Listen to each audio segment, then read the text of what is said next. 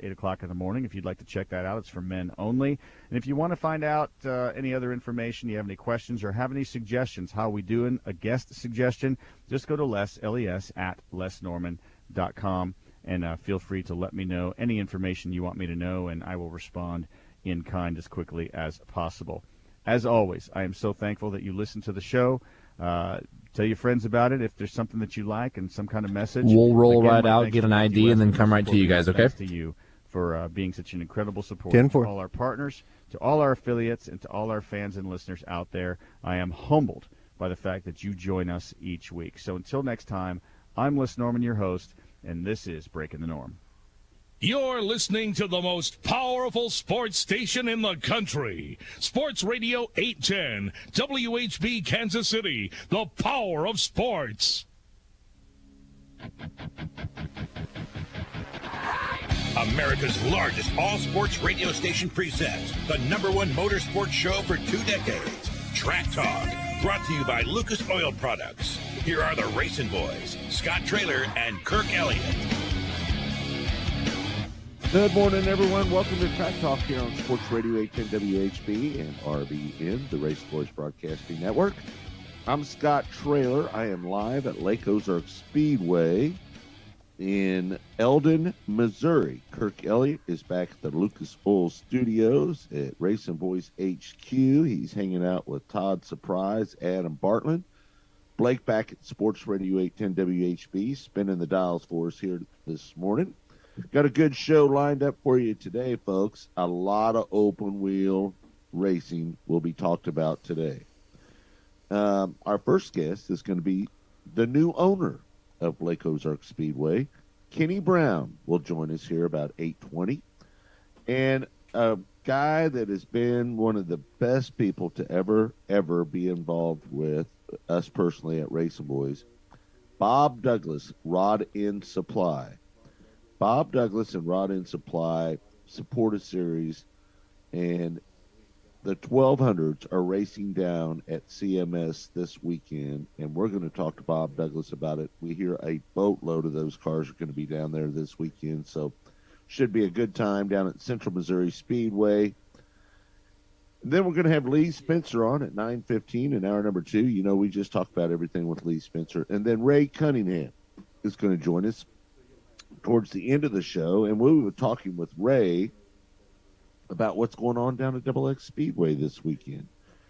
And I have some feelings about that as well. So welcome to the show, everybody. Again, it's all brought to you by Lucas Oil Products, made in America, sold to the world. Thank you very much, Lucas Oil, for being our great partner here on Track Talk. Kirk, how you doing, my friend? You doing okay? I'm doing good. This is a big day for Race Boys, isn't it? It's a big really day. big day. Yes, sir. And why is it a big day? Because we got a new video platform, and we got all the apps we're debuting tonight. How about that? Right. Well, let's tell everybody about the new apps that we've got. You know, Kirk and I have, we've invested in Racing Boys a little bit more. And we have a new app, and it's on several different platforms. You can find it on iOS, Apple TV, Android TV, Roku, and Fire Stick TV. And our new website is www.racingboys.tv. That's racingboys.tv. That will be pure on-demand video content on that page there, folks. There will not be any editorial stuff there. So, if you want to find what we are doing with live video each and every week through our app on iOS, Apple TV, Android TV, Roku, or Fire Stick TV, just go to racingboys.com homepage. You can go there, and there's a link to where you find all the new stuff that we're doing. And the great thing about it is, folks, and the number one thing about it is, you know, we charge $29.99 a month. And we have our plans this year to have over 211 races live on Racing Boys this year. Now, with rainouts, you know, that number could come up a little bit short.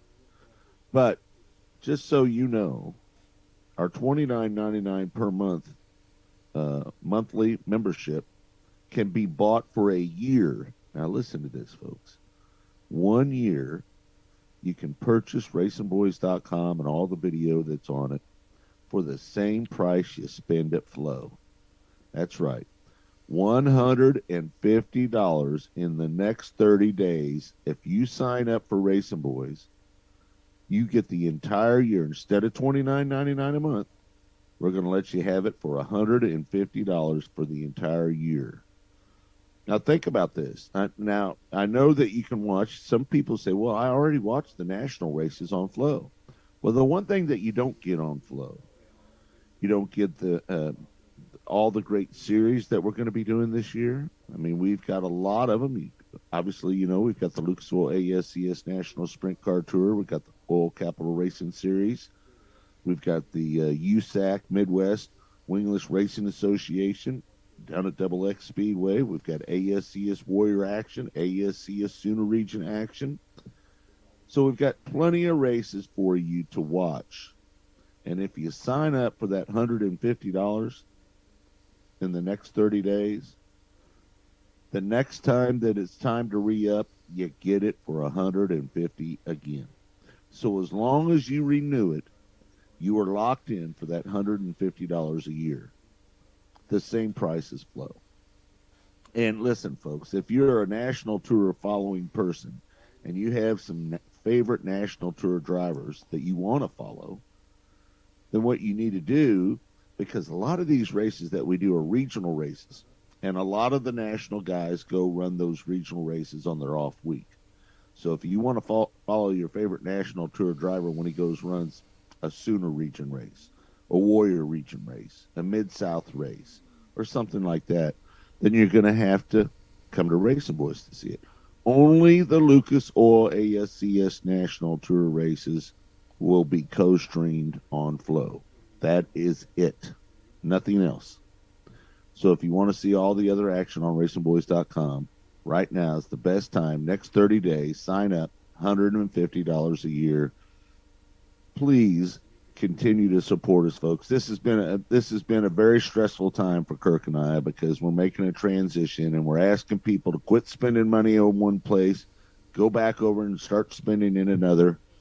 And Kirk, the people that are signed up now, though, they're good through the end of their sign up, right? That's right. I'm glad I was just going to mention that if you're an existing member of the All Access subscription, $29.99 a month, then you will be able to create a new password on the new site and log in, and you'll have access. So the subscription, it won't cost them anything. All right. They got to do is re-sign up. Right, and until the anniversary 30 days of when you purchase the subscription, then it's good on the new platform, and then you have to just enter in your payment information. It's pretty easy. The username is the same as the old site, and just to create a new password, you should get lined up. And I'll be here, tech@racingboys.com. If you have any issues, we'll get you covered. We got 2 live broadcasts tonight. The one you're at Lake Ozark Speedway tonight, and we also got Creek County Speedway hosting the Oil Capital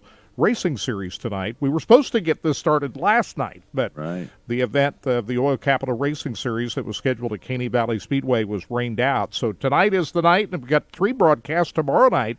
We've got the Midwest Wingless Sprint Association, the USAC guys down at Double X Speedway, as well as night 2 of the Oil Capital Racing Series now at Thunderbird Speedway down in Oklahoma. It was supposed to be at Longdale Speedway, but too wet to run down there. So got 2 broadcasts tonight and 3 tomorrow night here on Racing Boys.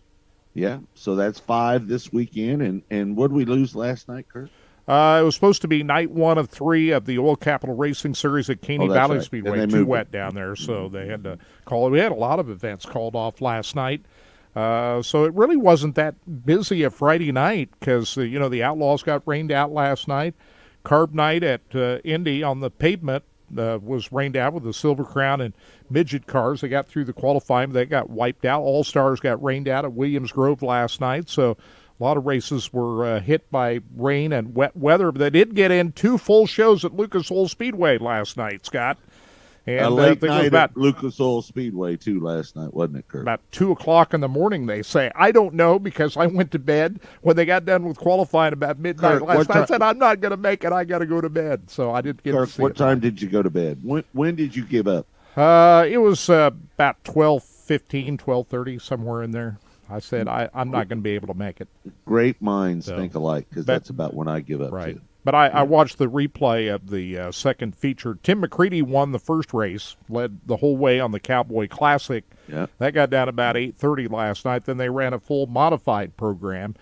And then they got started. They did track prep after that and got the late model cars back out on the racetrack about 11:30. And they say it was after 2 o'clock this morning. Josh Richards won the feature. I watched the replay of that. He took the lead lap 6 from Brian Shirley and then led the rest of the way. Pretty good race. A little rough racetrack last night down there, Lucas Oil. They got a ton of rain down there, too, Listen, as everybody Kirk, has. So people cannot imagine how much rain has Yeah. been received in this area down here. Let me tell you, Bryce, that works the racetrack here, he's a new guy. Angie Doak's boyfriend, I think I can say that out publicly. He works for the county. He's a new guy down here. And if you remember, Kirk, the last time we were down here, the track was really rugged the first night. You remember that? yeah, I mean, bad. Down in turns 1 and 2, right. it was very, very rugged down there. And the next night, we thought it was going to be the same. And Bryce got out there and did a really good job on bringing that track back to life and really made for a great race the second night. So he's been out here. Listen, I've got to know Bryce a little bit over the last couple of days. We came down here a little early to set up. Just me and Dieter wanting to spend a little time together. And all I can tell you is that Bryce has been out there working on that racetrack nonstop. So it won't be for lack of effort from Bryce out there working on that racetrack, trying to get it right. And hopefully we'll have some good racing. I expect the racetrack down here to be a little fast, a little heavy to start off with. But he opened it up yesterday and let it breathe quite a bit, get some of the moisture out of it. And he did that with the pits as well. So I think that Bryce has got a pretty good handle on it down here, and I think we're going to be okay. Yeah, it was a good call not to have the practice session on Friday night at Lake Ozark I Speedway, agree with just to that. get that Yeah, track in good shape for 2 nights of racing. Let it dry and let it breathe, and let's get some good racing on it. Let's not try to appease everybody with a practice session and tear up a bunch of cars, and on top of that, maybe cause the track to be junk for the rest of the week. I think that was a good call. As far as Lucas Oil Speedway last night, they got the late model cars out on the track about 4:30 or 5 o'clock yesterday afternoon, and they got through the qualifying, and then the track just wasn't to the liking of anybody at that point, so they went in and totally reworked the racetrack before they came back and ran heat races. They did improve it by quite a bit.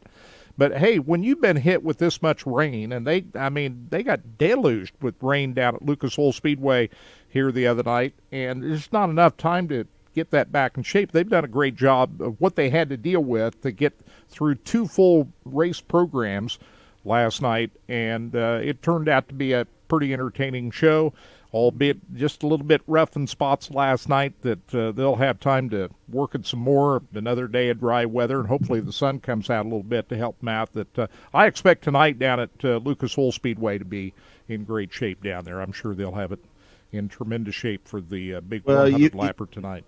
Kirk, you got to give any racetrack that's had inches of rain a break. Yes. Seriously. I've been down here since Wednesday night. Again, I came down a little bit early. And let me tell you, when I got down here on Wednesday, it rained all day and all night long and never let up and never quit.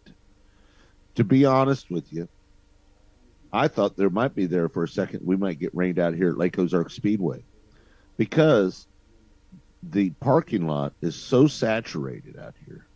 But luckily, yesterday they had enough wind, and the wind kind of dried out some of the parking area, and a lot of people have brought their motorhomes in here, but I got a feeling there's going to be a few of us that are going to have to get a chain to get us out of here, to be honest with you. and I think we might be one of them. But it's all coming together. Kenny Brown's not giving up, and that's the great thing about Kenny Brown. He's people say what they want about Kenny Brown, but he is all in when it comes to promoting motorsports, open wheel racing. What he's done with POWRi and POWRi War, he's done a lot with that. He's trying to make it grow into something a little bit bigger than it has been in years past, and we can't. You can't fault a guy for wanting to try to do that. We've got Raul's series, the Midwest Non-Wing Racing Association, and some of the guys. There's a little bit of a battle right there right now, right, between what's going on in POWRi War and what's going on over there with Raul's series with the Midwest Non-Wing Racing Association. So, but at the same time, you know what? I think it's made non-wing sprint car racing very, very popular in this area. Would you agree with me, Kirk? I think non-wing sprint car racing. Now, listen, and I know, me and you, we're 360 wing sprint guys because that's what we do. That's where we make our money, and we love the form of racing that 360 racing brings. But in our hometown, in our area, people like Raul and Kenny Brown have really done a good job at promoting non-wing sprint car racing, and it's pretty popular in our area. Yeah, 10, 15 years ago, I would have never imagined the car count in non-wing sprint car racing that we have today. You got plenty of guys that want to race non-wing sprint cars. When you compare that to running a wing sprint car, the cost of it as far as the engines and horsepower needs to go fast, without that wing on, it's more enticing to go run a non-wing sprint car. The safety factor is lots better than it used to be. So, if we were sitting here 10 years ago, I would have said non-wing sprint car racing. Well, maybe even more than 10 years, maybe a dozen years ago, I'd say non-wing sprint car racing will probably never return to the glory that it once had. Well, you know what? It has. It really has. The safety is a big factor. They made these cars a lot safer. And it's always been fun. I've always been in favor of non-wing sprint car racing because that's what I grew up with. So to see the car counts that are out there in all these series, it's heartwarming to me to watch that. So I love it. Well, I'm with you, Kirk. You think about, listen, and nobody knows more about the history of open wheel racing in Kansas City than Ray Cunningham, and we'll talk about that a little bit with him a little bit later in the second hour. But Kansas City was really known as a mecca of sprint car drivers in its day. There was Pennsylvania, Knoxville, Kansas City drivers. And the people at Knoxville did not like the Weld brothers and Rayleigh Goodwin and any of the other ones that went up there and ran at Knoxville, taking their money from them. It was almost like Kansas City versus Knoxville, wasn't it, Kirk? Yeah. At one point it was. Kansas City drivers used to dominate Knoxville. It's they had a big presence at Knoxville back in the day. Yeah. So Kansas City, it's just a mecca of racing. You think about some of the drivers that have competed there. Listen, A.J. Foyt, for goodness sakes, won his first USAC midget race, Olympic Stadium, right off of 435 and Truman Road, where the U Pickett Junkyard is now. A.J. Foyt won his very first USAC midget race in Kansas City in 1957. Now, how many other towns can say A.J. Foyt won his first USAC race at? My only regret is I never saw a race at Olympic Stadium because I didn't live here at that time. But I did, but unfortunately, it's a blur to me at this point in my career after hitting the wall a couple times. My memory's not quite as good as it used to be, Kirk. Those walls are hard. I'm just saying. Got beat up too many times. Beat up one too many times. All right. Well, listen, we're going to take a break. And when we come back, we've been talking about this great weekend. Did I mention that this weekend the winner of night number 2 with the Lucas Oil ASCS National Sprint Car Tour picks up $10,000 this weekend if he wins here at Lake Ozark Speedway. You got time trials, a little different qualifying format this weekend too, right? A little bit different. Sometimes some promoters like to see us try to do that. And not only that, the midgets are going to pay $5,000 to win. Right, Kurt? That's Sunday night, right? That's Sunday night. Yeah. So there's a lot of money on the line. $70,000 purse going on this weekend down here at Lake Ozark Speedway. And Kenny Brown is the man behind it all. He joins us next right here on Track Talk. It's NASCAR's most challenging event. Start your engine! The Coca-Cola 600. Now we got a 3 wide heading into turn 3. Here comes Keselowski. He gets to within a half a car length of Chase Elliott. Chase Elliott has picked up 5 spots. Now make that 6. Here's Keselowski. He takes the white flag. Down to the bottom of the racetrack. They sweep to the outside of the racetrack. Catch the excitement of the Coca-Cola 600. Sunday, May 30th at 5 p.m. Sunday, NASCAR is on ESPN Kansas City. There's only one loan program that can have your home paid off in less than 10 years and have you living debt-free without changing your spending habits. The Freedom Loan, exclusive at A1 Mortgage, works by paying mostly principal first before the interest ever has a chance to accumulate. This lowers your loan balance, saving you thousands in interest and taking years off your mortgage. Call A1 Mortgage now at 816-822-8888, 822-8888. If you're serious about your finances and want to have your home paid off in less than 10 years, the Freedom Loan is perfect for you. Call A1 Mortgage now and enjoy no out-of-pocket closing costs and your loan closed in about 10 days. 816-822-8888, 822-8888. Or apply online at a1mortgage.com. A1 Mortgage, making your dreams a reality is what we do. A1 Mortgage Group LLC, a Kansas licensed mortgage company. License number MC0001649, NMLS 268370. Programs and rates subject to change without notice. This May, 33 drivers will defy everything for 200 grueling laps in a race for immortality. Drivers, start your engine! The NTT IndyCar Series is back at the Indianapolis Motor Speedway for the 105th running of the Indianapolis 500. Whose face will adorn the BorgWarner Trophy this year? Hear the race live this Sunday on this IMS Radio Network station. Hear the Indy 500 on ESPN Kansas City, 15:10 a.m. As your power steering pump ages, seal leaks may occur, causing the power steering system to lose fluid. Your power steering system may also develop an annoying squeal, and the steering may become more difficult to handle.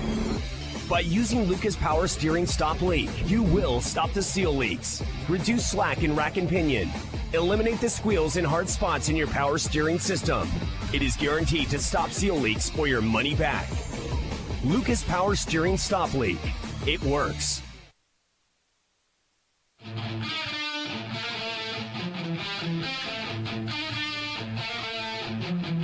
Welcome back to Track Talk here on Sports Radio 810 WHB and RBN, the Race Boys Broadcasting Network. Don't forget, you can always watch our show live on our Facebook page, our Twitter account, and you can watch it on our new platforms too, our new app as well. So check it out. All right, joining us now on the show, and this is, we're still working at trying to hook up with Kenny here. So you haven't got a hold of him yet. Just we're still working on it. Maybe somebody should have told me that before we came back. No, it's all right. We thought we had it. So hey, my bad. What are your thoughts about? And we're going to get into this with Lee Spencer in hour number 2. But your thoughts about NASCAR running that race in the rain last week on that road course down at COTA Circuit of the Americas? Maybe they should have stopped that a little bit before they actually did. What your quick thoughts about that? No, I don't think so. I think the opposite of everybody else. Don't you think? Race until you throw the checkered flag, and if you can't make it to the slow down.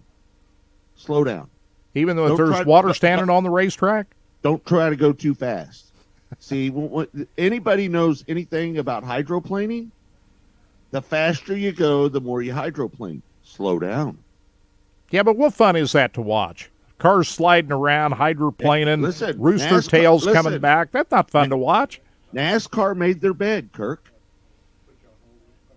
They made their bed. They wanted them to drive in the rain with windshield wipers. They wanted all the attention of that scenario happening. They got what they wanted, and then, what do we do now? It's raining too hard. I call it bull. Let them race to the end. How many laps was there left? 12 laps? Something like that. I can't remember exactly. 10 or 12 laps, right? No, I was all for it. We'll get into that here in hour 2 with Lee Spencer. We'll talk about that and the Indy 500. Brought it up. I can't stop now. We've got Kenny Brown on the line now. We don't want to keep him waiting, so we're just going to have to put that. Right. We're going to go back to what we really love. All right. Racing. Well, listen, how about that? it's a big weekend down here at Lake Ozark Speedway. A ton of money on the line, $70,000, $10,000 to win with the Lucas Oil ASCS National Sprint Car Tour, $5,000 to win the POWRi Lucas Oil National Midget League race here this weekend. So much money on the line, and we got to thank Kenny Brown for doing so. Kenny, how you doing? I'm doing good, guys. How are you this morning? Well, we're doing well, and, let me tell you something. I've been keeping an eye on Bryce, your new man that runs the racetrack for you out there and works the racetrack, and I know you have some input on that as well, but let me tell you, there has been no lack of effort trying to make sure that this event gets in this weekend, is there? Yeah, it's been challenging. We were supposed to open up in May, the first weekend of May, but unfortunately, the first weekend we were a little iffy. That I would probably take the blame on that one because the track wasn't ready. But the next 3, last weekend was ankle deep, and that wet weather carried into this. We got the place dried out about Wednesday, and then here come another storm Thursday, which has left us in the position we're in. But we got out of it, so we're pretty excited. We knew this race was going to happen regardless, whatever we needed to do to make it happen.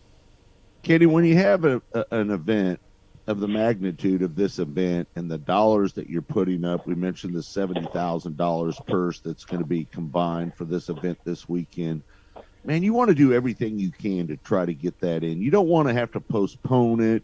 You want to fall on your original date because there's a lot of excitement around that original date, isn't there? Yeah, it's tough. I mean, just to start out with just the people that are coming, you want to take care of all the guests. We got 60 campers coming in today, and I know with you out, me and you got our campers out there. I think we parked 40 campers last night, which is a great sign. It kind of tells you what's coming, and then we got another 20 today. And then as far as the track, we were dealt with wet ground, so all we did was sealed up the track as tight as we could and then waited till the right time yesterday and repacked it and tilled it and dried it out last night. And now today we're just going to fine-tune it. So we got parking starting at 11, and we're working on getting ready to start the tractors up and working on the pit area, and the pits are solid. So all we're doing is raking it out now. Since old man Schrock built this place back in the day, and we know the owners that have had it since then, and now you come in, and I think it makes great sense to have you here because you're an open-wheel guy. And when people look at Lake Ozark Speedway, I think people look at this racetrack, and no disrespect to the other classes that run here, and I don't mean this in any way, and because they're needed, right, the support classes. But I think this racetrack is looked upon as an open-wheel racetrack. Would you concur on that? Oh yeah, I agree with you 100%. And when you come out here and watch the sprints, you'll see why it is a sprint car track. I mean, it's the right size for wing sprint cars. It's a little big for midgets. They're really on the hammer here, but we're in ASCS country right here. This is it. I mean, it don't get any thicker than 360 right here. So I love having ASCS here. I think I told you yesterday that having a sanctioning body like them come in, or any sanctioning body, you get a more professional show, and you bring in the top-tier drivers when you do. So it's really nice having them here to run the show, and Racing Boy, everybody here. It just brings the hype up even more. Well, we appreciate those kind words. Let me ask you this, Kenny. What do you think is the future. I mean, you've had everybody in our industry has had a lot of peaks and valleys over the last year, getting through the pandemic and everything, being shut down for 90 days. But it seemed like your racetrack and a lot of the racetracks we went to, soon as those racetracks opened up, it was like the people clamored back to the racetrack. It was like you'd taken racing away from them for life. And the people that we depend on the most that sit up in those seats, they all showed up, didn't they? Yes, they did. It was kind of strange. I mean, you open the track and people did show, and I think a lot of that has to do when you talk about the pandemic. It was safer to be outdoors. The racetracks got to open before a lot of other places. Like right now, in Missouri it was a little different in Illinois, but when you look at the bi-state area, things are opening up 100% now with no masks and everything. So it'll be interesting to see how this normalizes back to normal and we can keep those fans. It was our job when they came. We've got a lot of fans that haven't been here this weekend, and we can tell when they register, they're buying tickets, and our goal is to keep those new fans here and keep them interested and get into the younger age instead of, people like me in the demographic I'm in. Right. There's too many gray hairs in the grandstands, so we need to start getting young people up there, right? But it's important to get them away from their iPads and their phones and the digital technology and watch what some of these drivers do, whether it be a hobby or trying to progress on in the future of racing. So right. Hey, let me ask you a question, and this has been a question that I get asked all the time, so maybe you're the guy to answer it for us. What is the future of the POWRi Lucas Oil National Midget League and your non-wing guys, your sprint car guys? Are you trying to expand them out and make them more than just a regional act and more of a national tour? Or what is the overall projection of what you visualize with POWRi, with the midgets, with the non-wing sprint cars?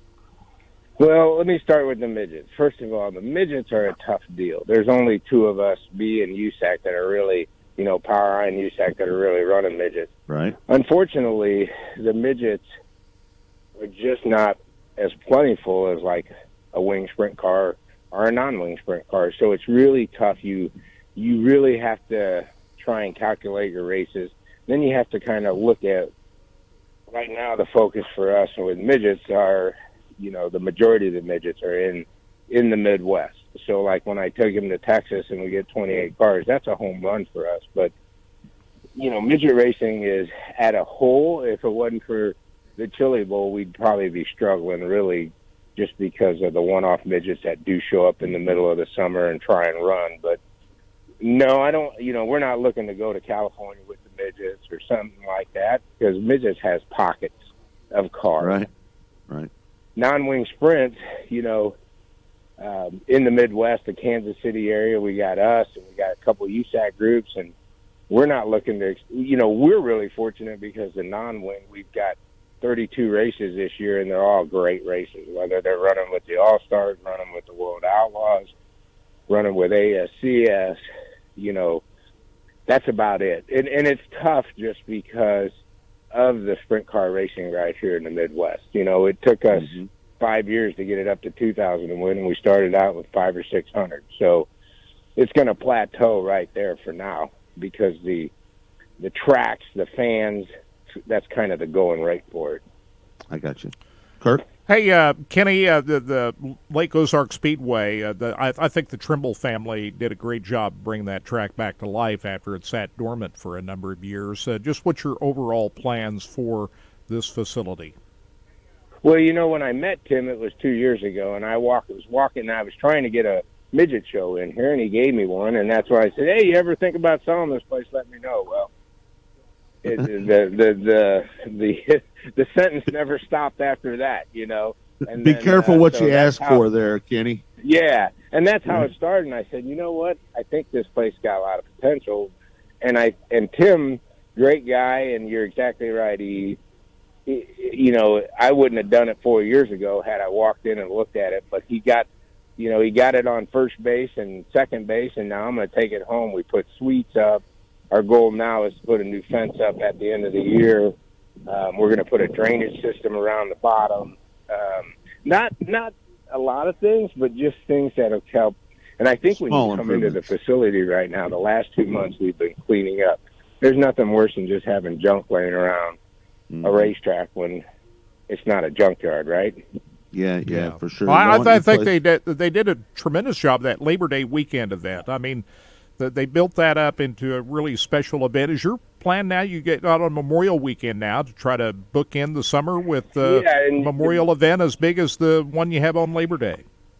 Yeah, and to be honest with you, I took over the place in July and started leasing it, and that Labor Day was an event we put together and built on it, and that's how this came about. Is I said, we could have some bookends and do Memorial Day and Labor Day. So our goal is to do another, hopefully do another 10,000 to win on Labor Day. But that is the plan. And then, we've got the All-Stars coming in. We got the World Outlaws. So if we can have 5 or 6 big events like this, that helps you carry your I don't want to say your note, but it helps get you through the expenses and carry you through the winter and get things done. So every time a fan comes in, they got a good experience. I don't think people realize, and I've promoted several races over the years, how much high-stakes gambling goes into promoting races. I don't think people realize how much you have to put out and the little amount that you get in return, and how much respect people should have for the people that do that, because there's way more money on the line than what you're going to generate in your pocket for most part. Yeah. And you know what people don't realize, when a promoter cancels, like for me, I've been doing this 20 years, and technology has caught up, is so far advanced that, okay, it didn't rain here, but it's raining everywhere around you. So let's just say it's raining in a 30-mile radius, but didn't sprinkle a drop on the track. Chances are your crowd's going to be down because everyone's got, an iPhone, and they look at that 55%. You're like, it ain't coming though. It's going around us. That 55% scares a lot of fans away, and and the show must go on. So what you make today, you may lose tomorrow. But as long as you can come out in the black by the end of the year, you're exactly right. It's like, well, you see all the people, you see all this, but there's a lot of bills to be paid too, from insurance to workers to trying to keep three tractors running ain't cheap. Yeah, for sure. Well, Kenny, we appreciate you taking the time with us on Track Talk today. We are so excited to be down here, and we're all set up, just about ready to go for our broadcast here tonight. We want to thank you for allowing us to come down and doing that. It's always a pleasure to come down here to Lake Ozark Speedway. It's a great racetrack, great facility, open wheel people, and we love that. So just keep up the good work, what's going on down there, okay? No, I thank you guys and ASCS, the Racing Boys, for all the support. We couldn't do it without everybody's support. So, again, thanks, guys, and look forward to a good race tonight. All right, Kenny. Thank you. Thanks, Kenny. Appreciate you. All right. There's Kenny Brown. He is the owner and promoter of Lake Ozark Speedway. He's also the owner of the POWRi Lucas Oil National Midget League, as well as the POWRi War non-wing sprint cars. And I love going to Lake Ozark Speedway. One of my favorite tracks. It is. It's a great place to go. And we're going to see a lot of great drivers down here competing this weekend. You're going to get all the national tour drivers. You're going to get a ton of non-wing drivers. Should be a really, really, really good show down here, folks. And let me tell you, it's not that far of a drive from Kansas City to Lake Ozark Speedway. The way I go down, it's a little bit different the way I go down. I take I-70 all the way to Boonville, and I get off at exit 101. That's 5 Highway.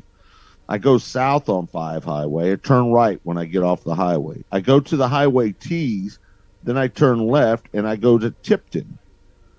And when I hit the light in Tipton, I turn right, and I go all the way till it tees again, turn left, takes you into Eldon. You get to the main stoplight in Eldon, you turn right, and it takes you all the way to the racetrack. You and I don't agree on much, but we agree on that route. I love that way to go, too. Just be careful driving through Tipton. On the 5 Highway, the 5 Highway part is where you got to be careful. Drive the speed limit. Trust me on that one, folks. Especially at nighttime. Yeah. Right. Very true.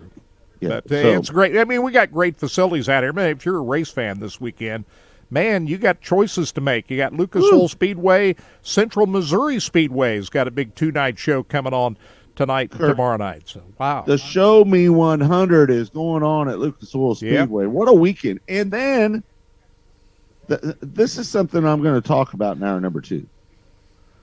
As much as I love being over here at Lake Ozark Speedway this weekend, what I'd really like to see, Kirk, is some way we could all get together and make this a 3-day weekend. Move this show to Friday, Saturday, and then run Double X on Sunday, where they could have a boatload of cars over there, packed house, right? Because now we're up against each other. 360 cars here, 360 cars there. Jesse race over there. I think that as much as it pains me, because when Jesse's name's tied to it, I get a little emotional about it, right? The thing about it is that this is a great opportunity to have a huge weekend of 360 racing here at the lake. You could do Friday, Saturday night here, do Sunday night at the lake. Somebody could race on a Monday, couldn't they, on Memorial Day? Really? And why not? somebody could promote a race on Monday if they really wanted to. You know what would be a great racetrack for a Monday race, just to try it, just to see if it would work? Central Missouri Speedway. Yeah, they have raced on Monday before, I think. I would love to see Central Missouri Speedway bring in some ASCS action. I bet you that place would put on a damn good sprint car race. Either that or run on Monday so I could go. I'm selfish, I can't go Saturday and Sunday because we got all these live broadcasts. But if somebody ran on a Monday, I'd go. Who was more selfish growing up, you or your twin sister, Karen? Oh, I was more selfish. No doubt about it. I knew that. How did I know that? I knew that. Of course. Karen could not be as selfish. No way. All right, we're going to take a break. When we come back, one of our best buddies and longtime supporter, Bob Douglas, joins the Racing Boys here on Track Talk. Track Talk. Reed Buick GMC knows that you don't have all day to buy your next vehicle. Hi, this is Trevin Reed. That's why Reed Buick GMC is perfecting the 90-minute car buying process. You complete most of the process from your home or office. When you arrive, you can inspect your vehicle, complete your paperwork, and receive a thorough tutorial on all your vehicle's features. No back and forths, no headaches. Go to reedbuickgmc.com or call 816-436-6300 to get started. Reed Buick GMC is values driven. If you're thinking about making a career change, then listen to this. Sports Radio 810 has an opening on our sales team for someone who has a passion for selling. With the freedom to move around the city and unlimited control over your income, this is the perfect opportunity for a self-starter. Best candidates possess the energy and creativity to help area businesses grow and prosper. Media sales or sports industry sales experience is preferred. If you're interested in learning more, go to 810WHB.com and search for employment opportunities. As we put our children on a bus to school every day, many don't realize that on that very same bus is a child who is homeless sleeping in their car or a hotel when money allows. The parent feels like a failure with past utility and rental bills, has no hope. But there's a solution. Community Link, serving Greater Kansas City, permanently ending and preventing homelessness for over 35 years. Give the gift of home for the holidays. Visit communitylinklinc.org or call 816-595-5553 to learn more. Next to your vehicle's engine, your transmission is the most important component of your car. If it's not properly maintained, your car may not shift properly. By adding Lucas Transmission Fix to your transmission, it cleans and lubricates sticking valves for proper shifting, renews worn bands to stop slipping, stops seal leaks, will not void new car warranties, contains no harmful solvents. Lucas Transmission Fix. It works.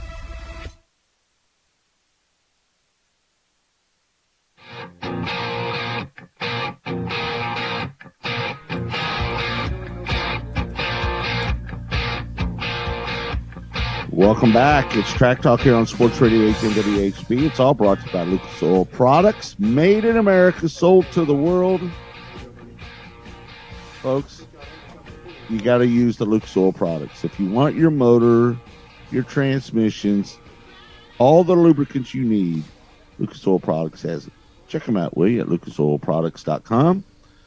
I'm Scott Traylor. I am at Lake Ozark Speedway. Kirk Elliott back at Racing Boys HQ in the Lucas Oil studio. And joining us now on the show is one of the guys I have the most respect for of anybody in motorsports, and that means at any level, anywhere, anything. He's been a great supporter of ours, and we just consider him a great, great friend. Bob Douglas joins us on the show now. Bob, how you doing? Doing good, Scott. How you guys doing? Boy, you had a lot of cars for that practice session down there last night. Wow. Yeah, we had quite a few come in. They had last count, I think we were going to have like somewhere around 8, maybe 10 from California, and that was the first group that showed up. So... And yeah, really, California is kind of a hotbed for 1200s, isn't it, Bob? Well, yeah, they've got 2 groups out of there. One northern, actually there's 3 groups, but anyhow, there's 2 of them in Southern California and 1 group up in Northern California. So they've got a pretty good group of cars out there. They're all pretty fast, and the associations, with the exception of 1, have been in existence for quite a while. So the new Southwest Lightning Sprint group, they've just formed here within the last year, and but they're way down south. They're down around the San Diego area. I see. Hey, Bob, we have a lot of people that follow what we do that are micro racers. We do the shootout for Flow, and we've been doing that for several years, and the Chili Bowl and everything. And that when people ask me about your class and what you guys do with the Lightning Sprints, the best way that I can explain it to people, it's kind of a cross between a micro and a full-blown midget. It kind of tell people a little bit about your class and the car, and the affordability is one of the great things about it. Yeah, the cars themselves are, the dimensions of the car is basically a midget. We do use a lot of the same midget parts: front axles, spindles, hubs, shocks, steering gear, although our steering gear is manual, not power. But other than that, the rear axle is the same size and same spline as a midget axle, but it's a straight axle. It's not a quick change because we have a sprocket on it. And the motorcycle engine, of course, is chain drive. And so that's one of the big differences in it. With our rules, as far as the Power I goes, and we're a Power I group series, motors have to be stock. That keeps the price of the motors way down. Normally you can buy a used motor off of a bike, and that's basically where you got to buy the motors. You can't buy a brand new motorcycle motor unless you got to go buy a brand new bike and take the motor off of it, and nobody wants to do that. It's too expensive. Right. But you can normally find a good used motor for somewhere in the neighborhood of about $2,000 to $3,500. And then, but like I say, we use midget tires and wheels, and so we use a lot of the midget components. Speed-wise, we hold our own against a 360 on a quarter-mile track. Our lap times are pretty close to it. We're a good 1.5 to 2 seconds a lap faster than an A-mod or a dirt late model. So the cars are extremely fast, and they're very safe, though. We make sure that we have all of our safety requirements in place, just like the big cars do. And so it's a growing class as well. Some of the pricing on the micros have kind of inched up and kind of gotten out of hand, and so therefore our cars are affordable. The nice thing about it is there's a lot of midget teams out there that they'll only rent a set of tires on a night, and a lot of times when they take the tires off, put new tires on there, they'll sell the old tires, and a lot of times you've got 3 or 4 more races in an old tire, and you can pick them up. Sometimes they give them to you. Sometimes they cost $20, $30, $40 a piece. So that really cuts the cost down on the cars. Most everybody converts to alcohol or methanol alcohol, and you're going to burn about 5-6 gallons of alcohol a night. So fuel costs are not expensive either.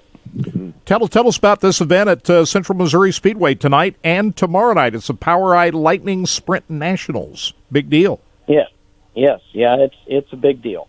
I've been associated with several nationals. Probably last count I think there was 13 of them altogether. This was the first one that was POWRi sanctioned. We had one last year, and of course COVID took care of that. So this will be the first one. But there's groups of cars all over the U.S., and we're expecting somewhere in the neighborhood of between 50 and 60 cars altogether down there. And we've got 12 different states that'll be participating. So it's a pretty good deal. The purse is somewhere between $15,000 $16,000 total purse for the 2 nights. The first night basically is almost like a practice night, so to speak. We're going to run a full program, and the cars that place 1 and 2 in the feature event will be guaranteed a starting spot for Saturday night's A main event if they don't get qualified, Sunday night's event. If they don't get qualified on Sunday to get into the A, they can still get into the A by virtue of placing first or second tonight. Well, Bob, it sounds like it's going to be an exciting night, and what a great facility. Central Missouri Speedway might be the ideal size for your cars down there, too, as well, huh? Yeah, everybody, all of our cars that's raced there, everybody loves the track. Earl and Susan do a wonderful job with it. They've kind of welcomed us in. We actually had 6 racing dates down there for this year, so we're going to be a visiting class, so to speak. And, we're super happy that they've invited us in so we can race. And this Nationals kind of came up at the end of the year last year, and they said, why don't we try this and see how well it'll work for us. And so we think it's going to work very good for them as well as us. And, of course, they got the other classes down there, too, the A mods and B mods and some of the other classes along with it. So plenty of racing over 2 nights. Well, they have 87 race teams at that practice session last night. That's incredible. Yes. Yeah, there was a lot of race teams out there. And, of course, most of these racers, if they get a chance, they can get on the track, especially a track that they haven't been on before. And there's a big race coming up. They definitely want to try to make sure that they're there and try to get some laps in. I think tonight they've got the pure stocks and A mods, B mods, and the super stocks, and then, of course, our cars. And then tomorrow night it's going to be the A mods, the B mods, the super stocks, and of course our cars as well. Plenty of racing there for anybody to. Not that far from Kansas City, about 45 minutes from Kansas City. You go east on I-70 to Highway 13, a little ways south, and you're there. And, a lot of improvements made at Central Missouri Speedway with that big scoreboard. And they got like a Jumbotron there now or something like that? And yeah, it's a huge, big electronic scoreboard. Yeah. And, they've got it up and going now. They've made several improvements to the facility. They've got I think there's a kind of like a little restaurant type thing that they've got there, and I haven't been over to it yet. We've only had one race down there this year, and because we had one of them rained out, I think.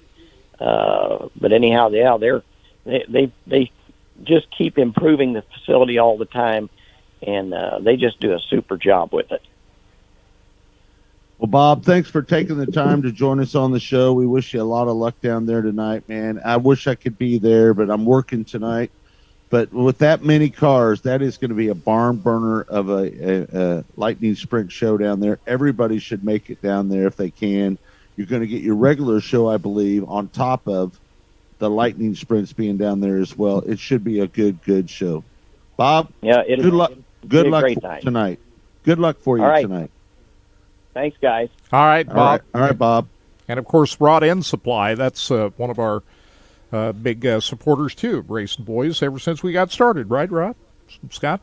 Yeah. Rob. Did you call me Rob? You called me Rob. Slip of the tongue, man. Who's Rob? I don't know. Hey, Rob. Hey, you been cheating on me? I don't know. Hey, I didn't get a full night of sleep last night trying to watch all that racing. That's my excuse. That's real close to Todd. Yeah, we called Todd. Now you're calling me. No, I said Rod End Supply, and I got confused there for a Rod second. End on your mind and everything. Hey, I just turned 65 the other day. Cut me some slack. I'm getting old. Happy birthday, Kirk Elliott. That has nothing to do with anything, Kirk. I got to make up some kind of excuse. Age has nothing to do with I know it. That's just a peace of mind. Peace of mind. You're right. You're only as old as you think you are. We just need more rest at night, right? Yeah. Or we get foggy in the brain. Kirk, they had 35, 40 of those lightning sprints down there last night. They did. That's going to be a good show. Yeah. Good car count for that event coming up down there this weekend. We all know Earl pays well down there, so that. Yeah, for sure. It's going to be a big weekend. So one good thing about going to Earl's track, the money's there. Yes. And you don't have to worry about it being there either. No. The check is going to clear. Absolutely. Yeah. Earl's a man of his word. And, he puts that purse out there, it's coming. Yeah, for sure. Kirk, why don't we remind everybody what broadcast we have going this weekend? We got 2 live video broadcasts tonight on our new Race Boys platform and the apps and everything that goes with it. Lake Ozark Speedway tonight with night 1 of 2 of the Lucas Oil ASCS Sprint Car Dirt Series. Got the Power Eye Midgets also on tap. And then we're going to be at Creek County Speedway tonight for night 1 of 2 of the Oil Capital Racing Series. Now, the second night is going to be at Thunderbird Speedway tomorrow night. So 2 broadcasts tonight, 3 tomorrow night. Double X Speedway hosting the USAC Midwest Wingless Sprint Association along with the Oil Capital Series at Thunderbird and Lake Ozark Speedway tomorrow night. So 5 broadcasts in 2 days beginning tonight. 2 minutes. And it's going to be great. I can't wait.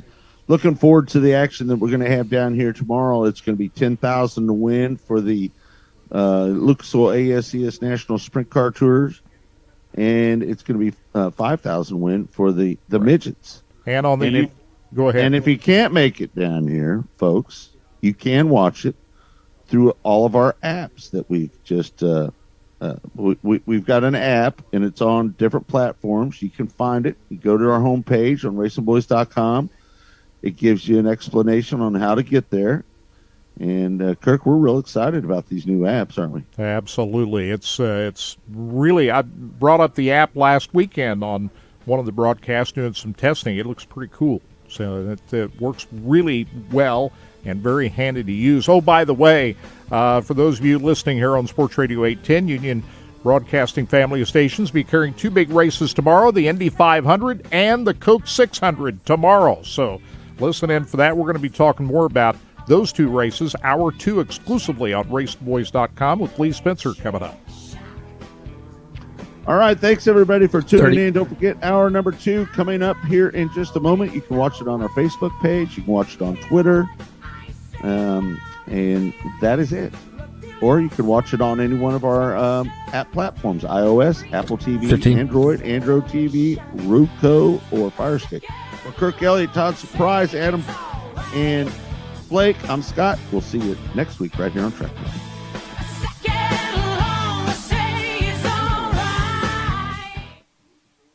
Grilling season is Good here. show, It's fellas. time to stop by Thanks, Smoke my and man. Fire, your barbecue. thanks. Y'all have a good weekend. Enjoy race weekend. Smoke Hey, and you Fire bet. is having a huge Have a good grill one. sale right now. Get a free cover with any grill purchase just by mentioning.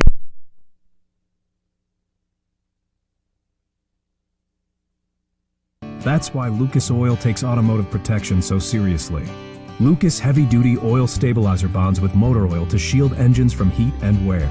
So take pride in caring for your car and pass that pride and knowledge to the next generation for years of smooth, reliable driving on the long road ahead. Trust Lucas Oil. It works.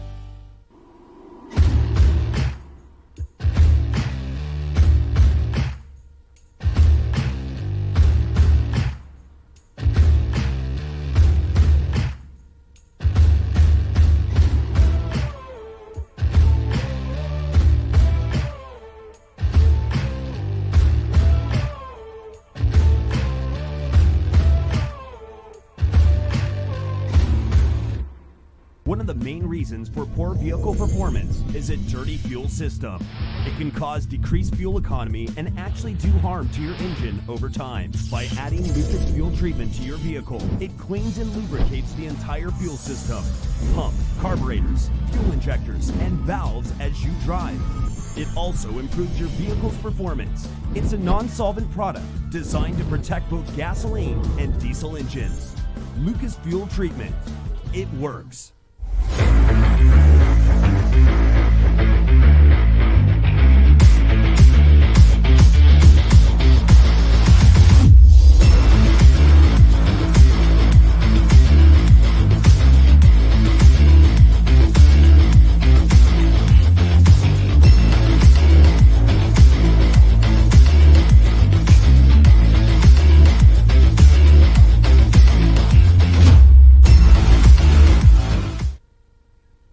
Rod End Supply is involved with a variety of motorsports as well as industrial applications with many different types of products. Since 1989, Rod End Supply has provided superior products priced competitively. Whether you're racing at the circle track or drag strip, rock climbing, or going off-road, Rod End Supply has an assortment of rod ends, radius rods, and specialty products to keep your equipment moving. Rod End Supply's experienced staff is ready and willing to help you with your needs. Their promise is to continue to provide a superior product with superior service so you can stay in front of the field no matter what it is. To learn more, go to rodendsupply.com. Spirit Specialty Sportswear in-house. We do all of the screen printing, all the embroidery.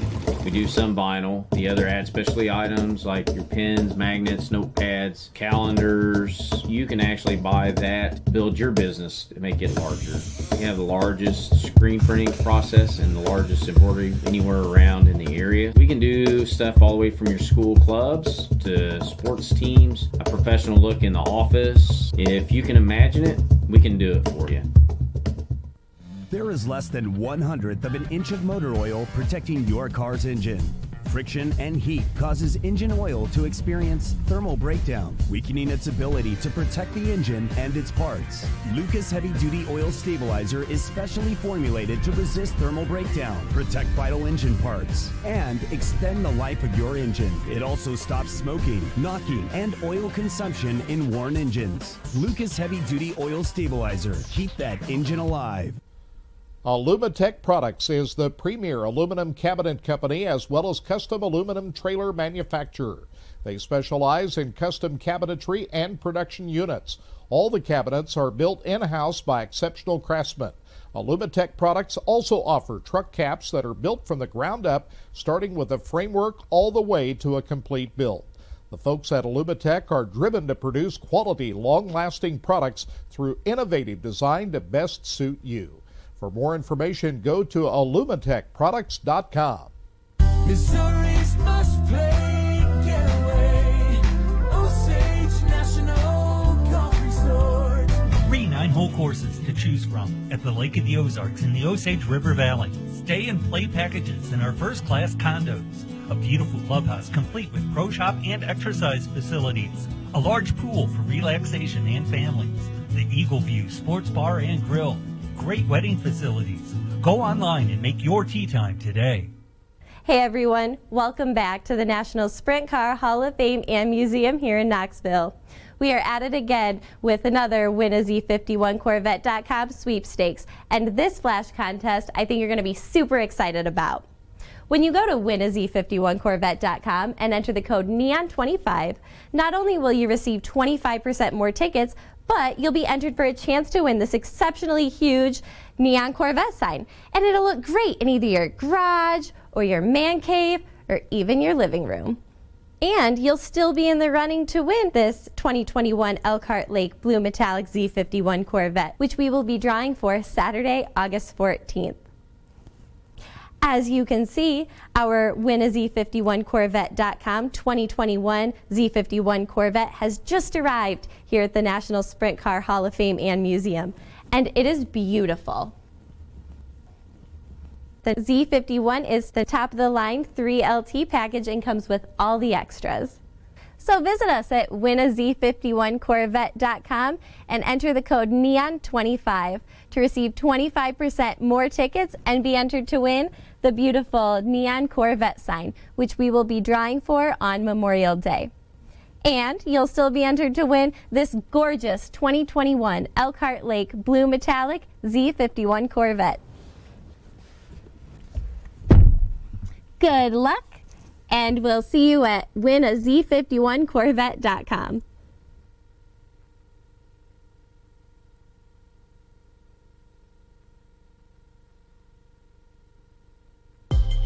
We not only look to the future, we design it. Our excellence and professionalism in craftsmanship, quality, and safety is unmatched in the industry. We are proud suppliers to some of the most elite race teams in the world. We build it, you drive it. We are here to help you win. Next to your vehicle's engine, your transmission is the most important component of your car. If it's not properly maintained, your car may not shift properly. By adding Lucas Transmission Fix to your transmission, it cleans and lubricates sticking valves for proper shifting, renews worn bands to stop slipping, stops seal leaks, will not void new car warranties, contains no harmful solvents. Lucas Transmission Fix. It works. Hey everybody, this is Larry the Cable Guy, and if you're not listening to the Racing Boys, then you've got some sort of head problems. You gotta listen to the Racing Boys. Get her done! Welcome to Hour 2 of Track Talk on the Racing Boys Broadcasting Network. Brought to you by Lucas Oil Products. Made in America, sold to the world. Here again are the Racing Boys, Scott Traylor and Kirk Elliott. Welcome back to Track Talk here on RBN, the Racing Boys Broadcasting Network. I'm Scott Traylor, again live from Lake Ozark Speedway, Eldon, Missouri, where it's night number 1 of the Lucas Oil ASCS National Sprint Car Tour. $10,000 on the line for the winner tomorrow night. $5,000 on the line for the midget, the Power Eye midget drivers are going to compete here this weekend. It should be a really, really good show. A lot of great stuff. Oh my gosh, there's so much going on around this region. We're here, but you got the Show Me 100. You got the Lightning Spec Nationals at CMS. There is so much going on, Kirk, and I was like you last night. I really wanted to stay up and watch the second show for the late models last night over at Lucas Oil Speedway, but it just went a little bit too late for me last night. Well, I watched the replay on dirtondirt.com. They had the replay of that feature up there, so I watched that this morning. Oh, you did, yeah. And so, I mean, Josh Richards really had a good run last night. That's Clint Boyer's car, by the way. Started 6th in the A main and was able to take the lead from Brian Shirley on lap 6, and then he just pretty much ran away from there. But pretty good action from second on back. We had Shane Clanton and Chris Ferguson making a move up there. I thought maybe Scott Bloomquist was going to have a good finish. He was up there in second place fighting it out, but he slipped back to 6th.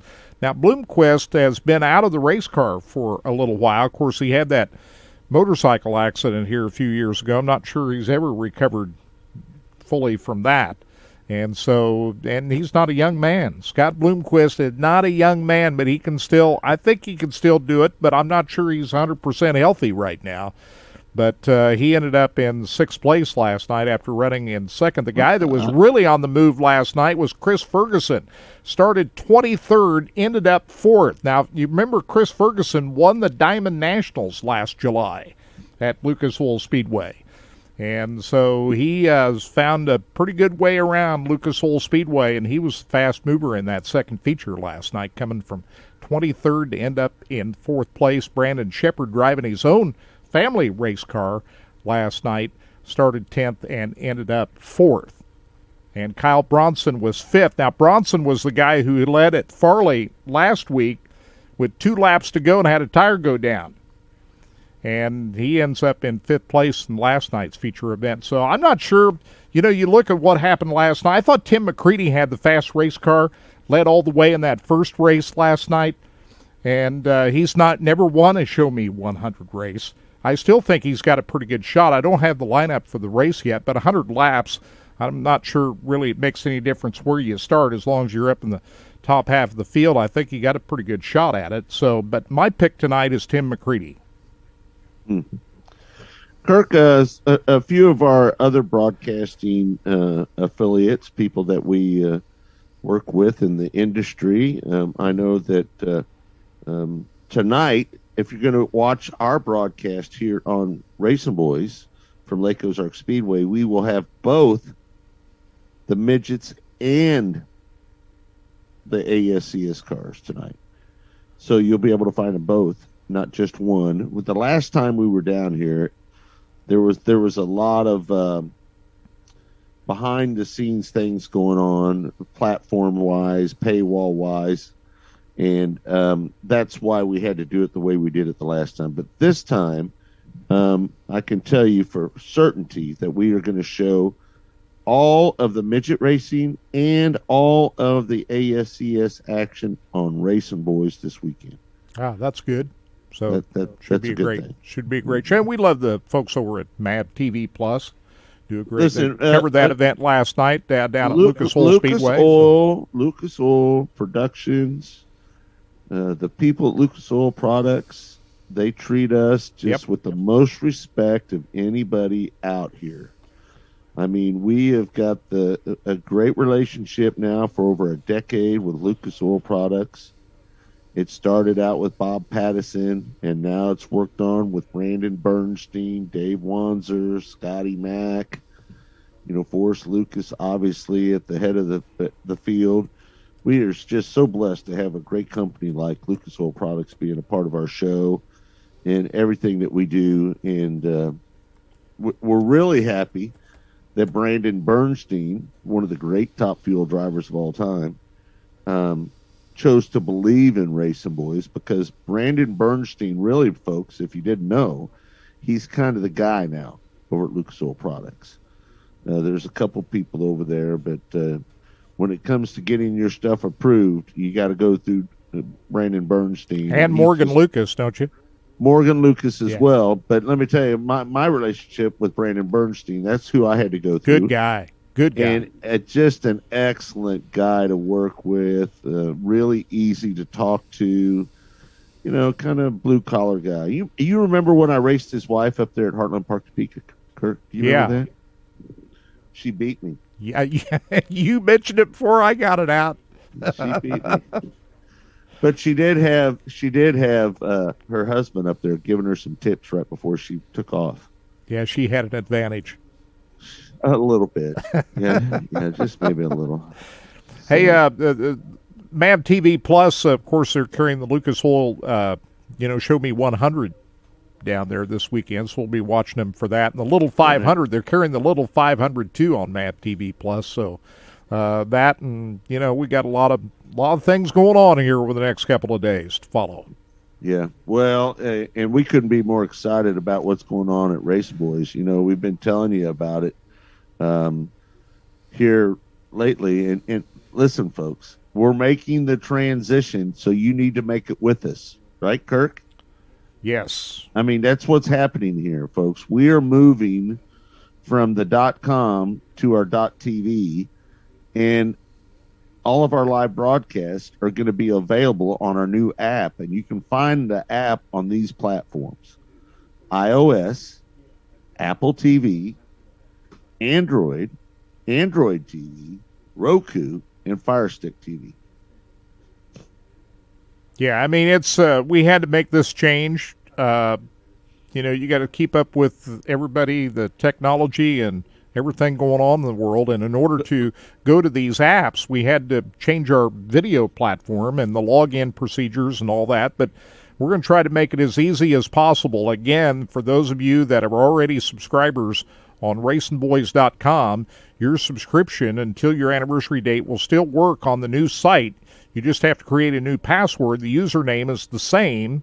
Your email address that you used as a username on RacingBoys.com will work on the new platform. You just have to create a new password. Then when your subscription runs out, just re-enter your pay information and off you go. It's pretty simple. I went through the procedure on the new platform, and Vimeo makes it really simple to get navigated. I think, to be honest, they're a lot easier than what we had on the old site. So I think it's going to be a lot more user-friendly when you get used to everything that's going on over there. But I'll be here to help you out. Just send us an email at tech@racingboys.com or Facebook or whatever, and we'll try to navigate you all through it and get you all moved over to the new site here as smoothly and as quickly as possible. And maybe a good idea if you're already a member to, before tonight's races, get your log in and make sure you can get logged in on the raceboys.tv early in the day, and so you don't that would help. Race that time, way there's you not, don't that rush way there's into not it. a big rush. Right.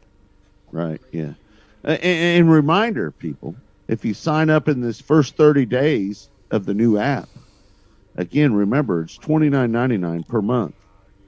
Save $100 and buy for a year and get it for $150. That's right, the same price as what Flow is charging. We're scheduled to have over 200 events on our website this year. Heather's been doing a really good job at working hard with all the people around the country to make sure that we get those events in. Now, we are going to have some rainouts, and we might fall a little bit short of that, but the goal is originally was to 211 events was the goal in the beginning. That's what we're striving for, but with rainouts and cancellations, that might come up a little bit short. But that our goal is to try to have over 200 races in a year. And we're going to give it all to you if you buy in the next 30 days for $150, just like Flow. And here's the thing. What a lot of people don't think about is people that are big ASCS National Tour followers. All right, so you got Flow. Why do you need Racing Boys? Well, you might need Racing Boys when that National Tour driver wants to go run a Warrior race or a Sooner race or a Mid-South race or a Frontier race. Racing Boys are going to have you covered. Not every one of those races in every one of those regions is going to be covered.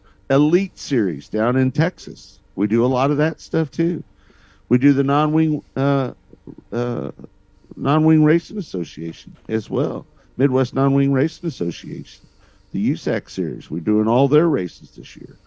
We do the audio for the United Rebel Sprint Car Series. We're doing nearly every one of the OCRS races this year. So there is a lot to get on racingboys.com, and you can't find these kind of races anywhere else.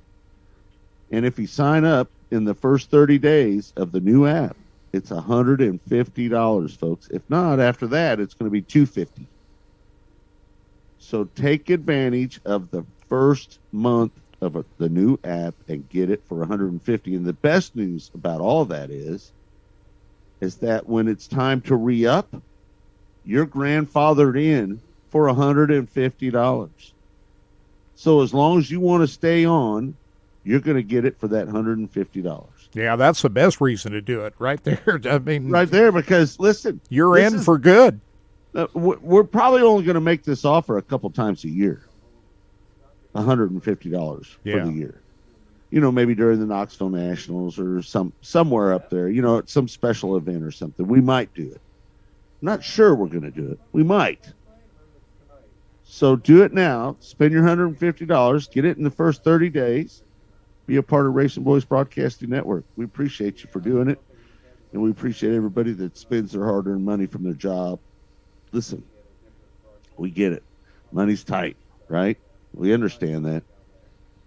And we can't tell you how much we really appreciate you spending your hard-earned money on little old Racing Boys. But, yeah, we made a lot of investments to really deliver more content and the production value and all of that stuff. So I just say this, folks, that Kirk Elliott and myself in the last 6 months, and this is really not a lot of people's business, but I'll just say it, we've spent well over $200,000 in preparation for this year. A lot of money. A lot of money. And listen, we're going to keep digging, and we're going to keep trying to do the right thing over here and keep bringing you these broadcasts and everything that we're doing. And we hope that you'll make that purchase in the next 30 days of $150. Well, if you haven't watched a national tour broadcast of Lucas Oil ASCS this year, they're a little different. It's way upgraded by a lot. I mean, we got drones, we've got overhead shots by drones, we got speedy shots, multiple cameras, replays. The graphic package is improved. Infield camera, pit reporter camera. Everything. Awesome. Not only did we spend a lot of money, but we're spending a lot more money on labor to go up and down the road too. Well, so we can use all the help we can get. Absolutely. All right, let's bring in our racing girl, Lee Spencer. I think she's on the phone with us right now. How you doing, Lee? I'm great. How are you guys? Not too bad. You on your way to the track? I am. I had to get the dog out and get ready to rock and roll for a full day of qualifying. Racing. I mean, it seems like old times there. Lee, let me ask you this, because let's be fair. For a good portion since the pandemic started in last March, for the most part, you've stayed around the house probably 75-80% of the time, right?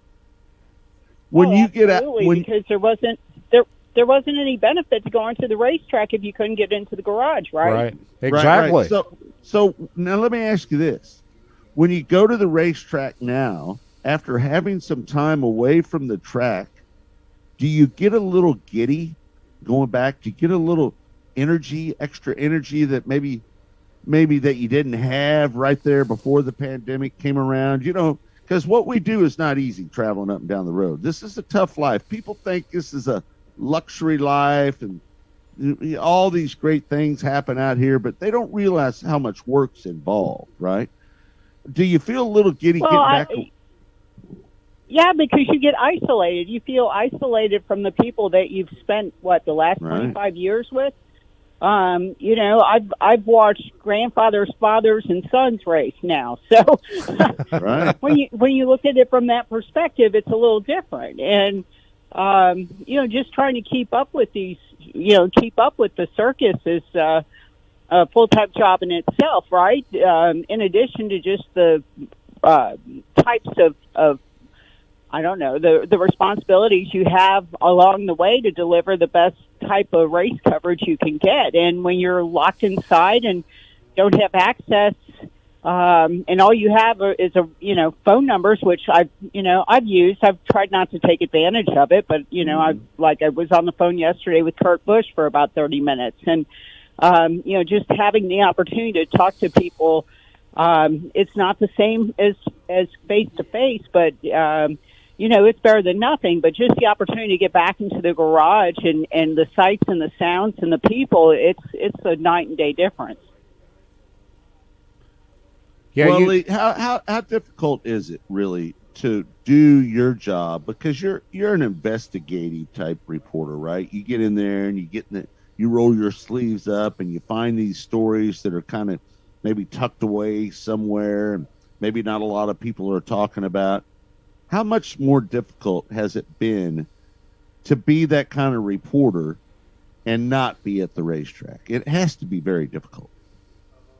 It's almost impossible because even, you'd really have to go to people's race shops, which, NASCAR kind of forbid during the pandemic, right? I mean, the first time, I would say, I've been to the racetrack, and I guess the last racetrack I was at prior to Charlotte would have been Darlington, but they didn't let us inside. I mean, if you were inside, you had to stay inside. Well, then you can't watch the race. And TV does not pick up every, little bit of nuance that happens on the racetrack. I mean, let's be serious. I mean, they were late on the call yesterday in the truck race with Johnny Sauter, that horrific crash that even NASCAR was late on calling the caution. But, TV kind of initially missed it. They had Crafton coming into the pits, and, lo and behold, everything, all hell's breaking loose on the racetrack. But, if you're have to pick to go inside or outside, kind of precluded you from getting that opportunity. And so, I think just being able to go back and forth again is a newfound freedom that you can take advantage of. I mean, yesterday, this is a perfect example, right?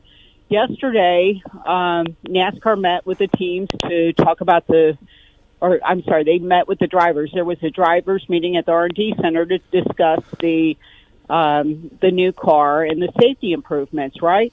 Well, nobody who was inside the track asked those questions, and nothing turned up on the transcript. So, having the opportunity to go inside today and track down the right people to talk to and ask the questions to, we can get that information where, I have to admit, after a while of just reading transcripts and writing off the transcripts and writing off of Zooms where, you're getting a little taste of what these people are doing, but just not full-blown, personality. I mean, I think you lose some personality on the Zoom. I mean, it was in a pandemic, it was an ideal situation to have that to rely on, and certainly better than a teleconference because you could see some facial expression. But without being able to truly look somebody in the eyes, I think it takes so much away from the actual reporting experience. Yeah, not only that, you have the drivers wearing masks, too, in addition to the Zoom, which made it even harder. Well, and not only that, listen, body language is a lot of, when you're talking to somebody, the kind of body language they gives you an indication of what's going on in their head sometimes. Well, yeah, but, Kirk's right. Not being able to see their facial responses. I mean, they're all, it's kind of like it's like playing poker, right? There are certain tells, and they're usually, unless somebody's really a nervous ninny that has a tick of some sort, hand, foot, whatever, leg, that kind of deal. When you're sitting at a poker table and you watch people's eyes or their lips or something quivers or the way that they're breathing. I think if a poker player, practiced yoga and could get their breathing slowed down and just kind of keep an even keel and an even pace, it would, you'd be able to hide more of the tell. And it's no different interviewing athletes, right? So there are certain tells that you look for, and when somebody's bullshitting you, and that's kind of why I like being at the dirt track. There's, the only, bull crap is basically in the pasture. And so, because you can read right through it, and yeah, people sit there and they'll tell you whatever, but I mean, at the end of the day, you're probably going to get a pretty straightforward answer. And, you can't do that on Zoom. You can't get that when someone's wearing a mask. And, I appreciate people for wearing their mask at the times when it was necessary to do so, but it's a new day and a new age, and hopefully, wearing a mask will be part of flu season and large crowds in close places. Oh, no doubt. It feels so good to get out without a mask and just walk around and be normal. I get it. But I do carry a mask with me. If a restaurant or a business asks me to put a mask on, I put it on. I don't complain about it. I just do it. Absolutely not. I'm not going to be one of the people that's going to go around and say the mask is stupid. I'm not going to be one of those people. I think the mask has done some good. I think that's part of the reason that we're seeing some of the numbers go down. I do think that the vaccination is a big reason. I got mine. I don't understand people that don't want to get them, but that's their business, their choice. And listen, right. we all have our own choices. We all have our own choices, and it's all good. If you choose not to do it, you're putting your life in your own hands. And, by me taking the shot, I'm putting my life in my own hands. So, I don't have any issue with anybody. I'm sure that I have to say, and I'm sure you felt the same way. I had such a sense of freedom after that 3-week period where I knew I was fully vaccinated. And I mean, I've gone into a store a couple of times without a mask and have, okay, I'm only going to get one thing, and I'm vaccinated, I'll do this. But generally, still in closed places, I just feel more comfortable with it. And, I got a flu shot last year, but not having to really worry about getting the flu. Not, there are just certain things that, I'll probably continue to wear a mask when I go to get on an airplane, for instance, because the air circulating around in that cabin, and I just feel safer. But as you said, and I think we would all agree, personal choice. We live in America. I got it. When I used to travel a lot internationally, and I would see people wearing masks, I'm like, well, that's a little over the top. But we've seen what it's done to the numbers and how it helped flu season. And I think flu season was a combination of getting flu shots and wearing a mask. But those numbers were down considerably, so there has to be some benefit to it. I've gone almost 2 weeks without a mask on, so there you go. So, hey, the one guy that really doesn't, we got cup practice coming up here in a little bit. I read your story last night. The biggest quote that stood out in my mind was from Kyle Larson, who says, I feel like with where we're at with the number 5 car, we've probably got more to lose with a practice session than gaining anything, and he's worried about dialing themselves out of what they've had going on here for the next few weeks. Kyle Larson doesn't want this practice. Well, I think he here's the deal. Let's just be blunt, and I don't think Kyle would, disagree with me saying this. Kyle, for years, has said, I don't know a damn thing about a race car. I just get in and drive, right?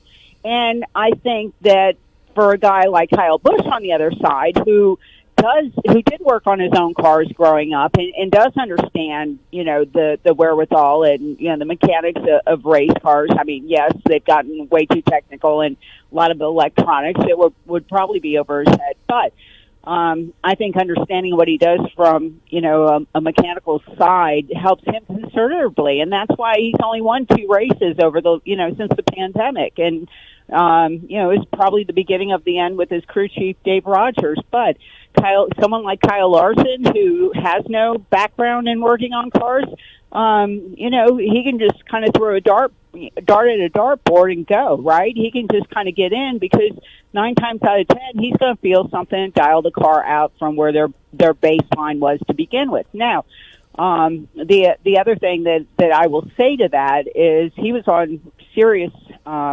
earlier this week, and the 2 things that he said was, one, there are a ton of smart people at Hendrick Motorsports, smarter people than he's ever worked with before. And 2, on Thursdays, they all get together and strategize. They go over all the data, everything that they have in their arsenal, and come up with what their baseline strategy is going to be for the weekend.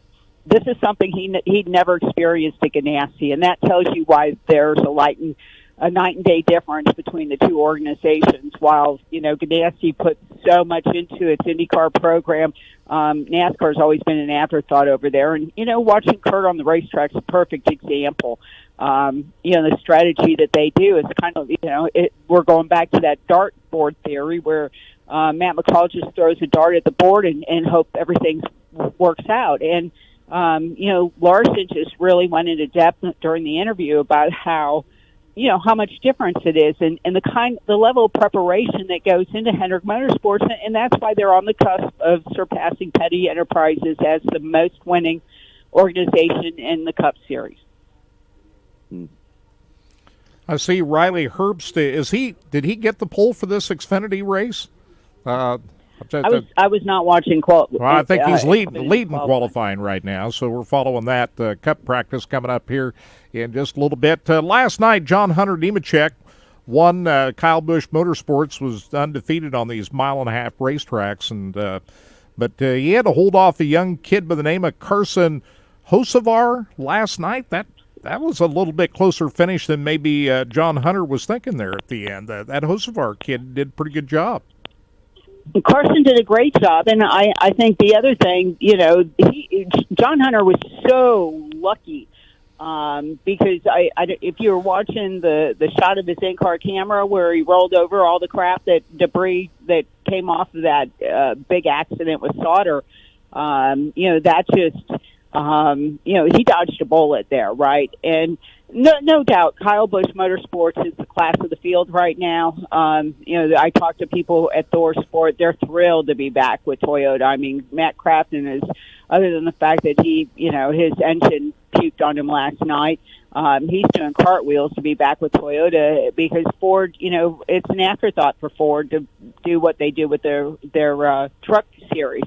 And they only have one Xfinity full-time deal through Storehouse Racing. And, there are times when, like a Kevin Harvick or Chase Briscoe will run with another, not factory-backed team that has Ford equipment.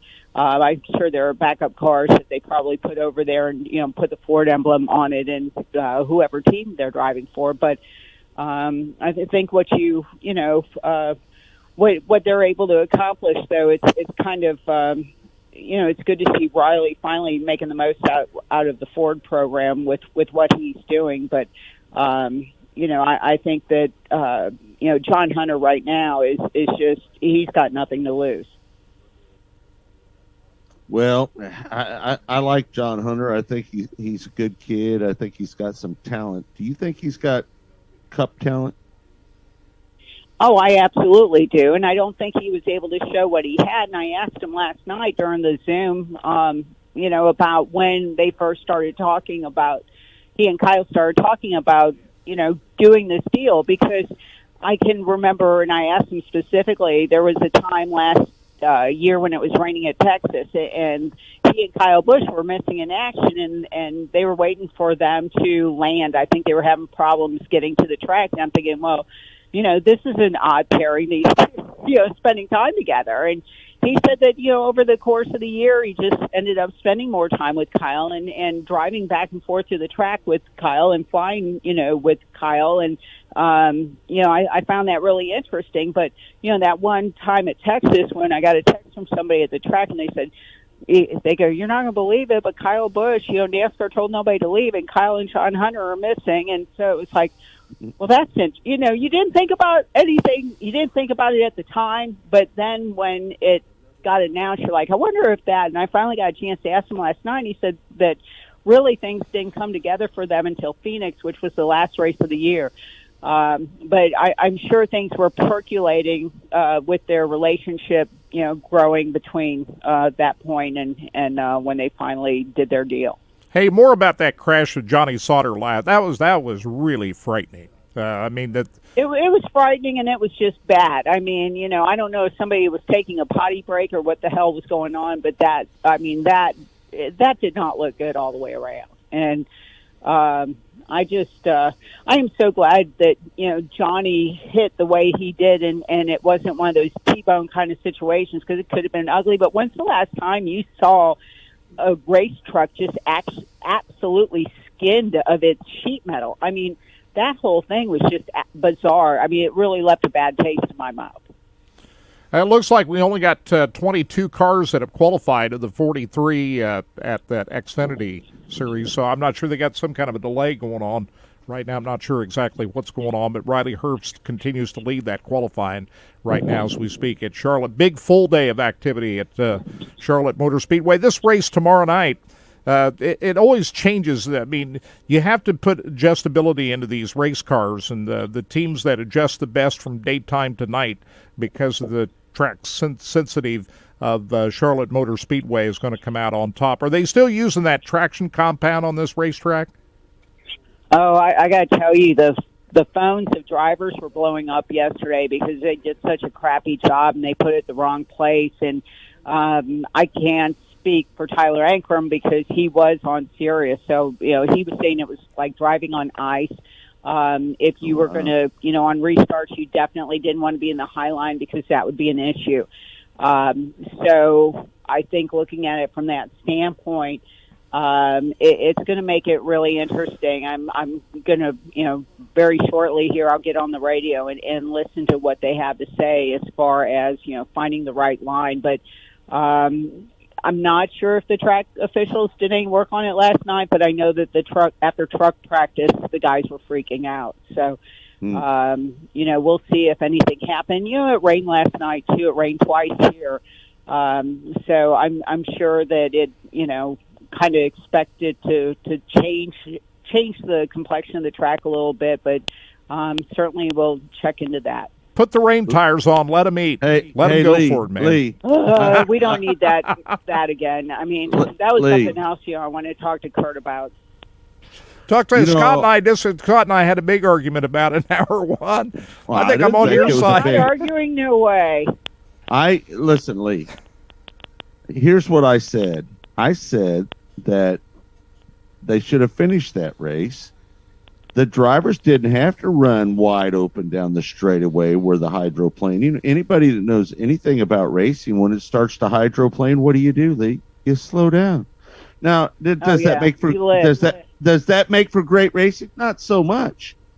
But the fact is, NASCAR wanted to build up this excitement about running in the rain and running with windshield wipers and all this stuff.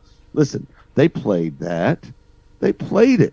They knew exactly. They worked it up, man. You could tell in all the pre-race shows that it was like, it's going to rain and we're going to race. And you're going to watch it. And we're on the nicest we're on the nicest course in the Truex since then, too. Huh?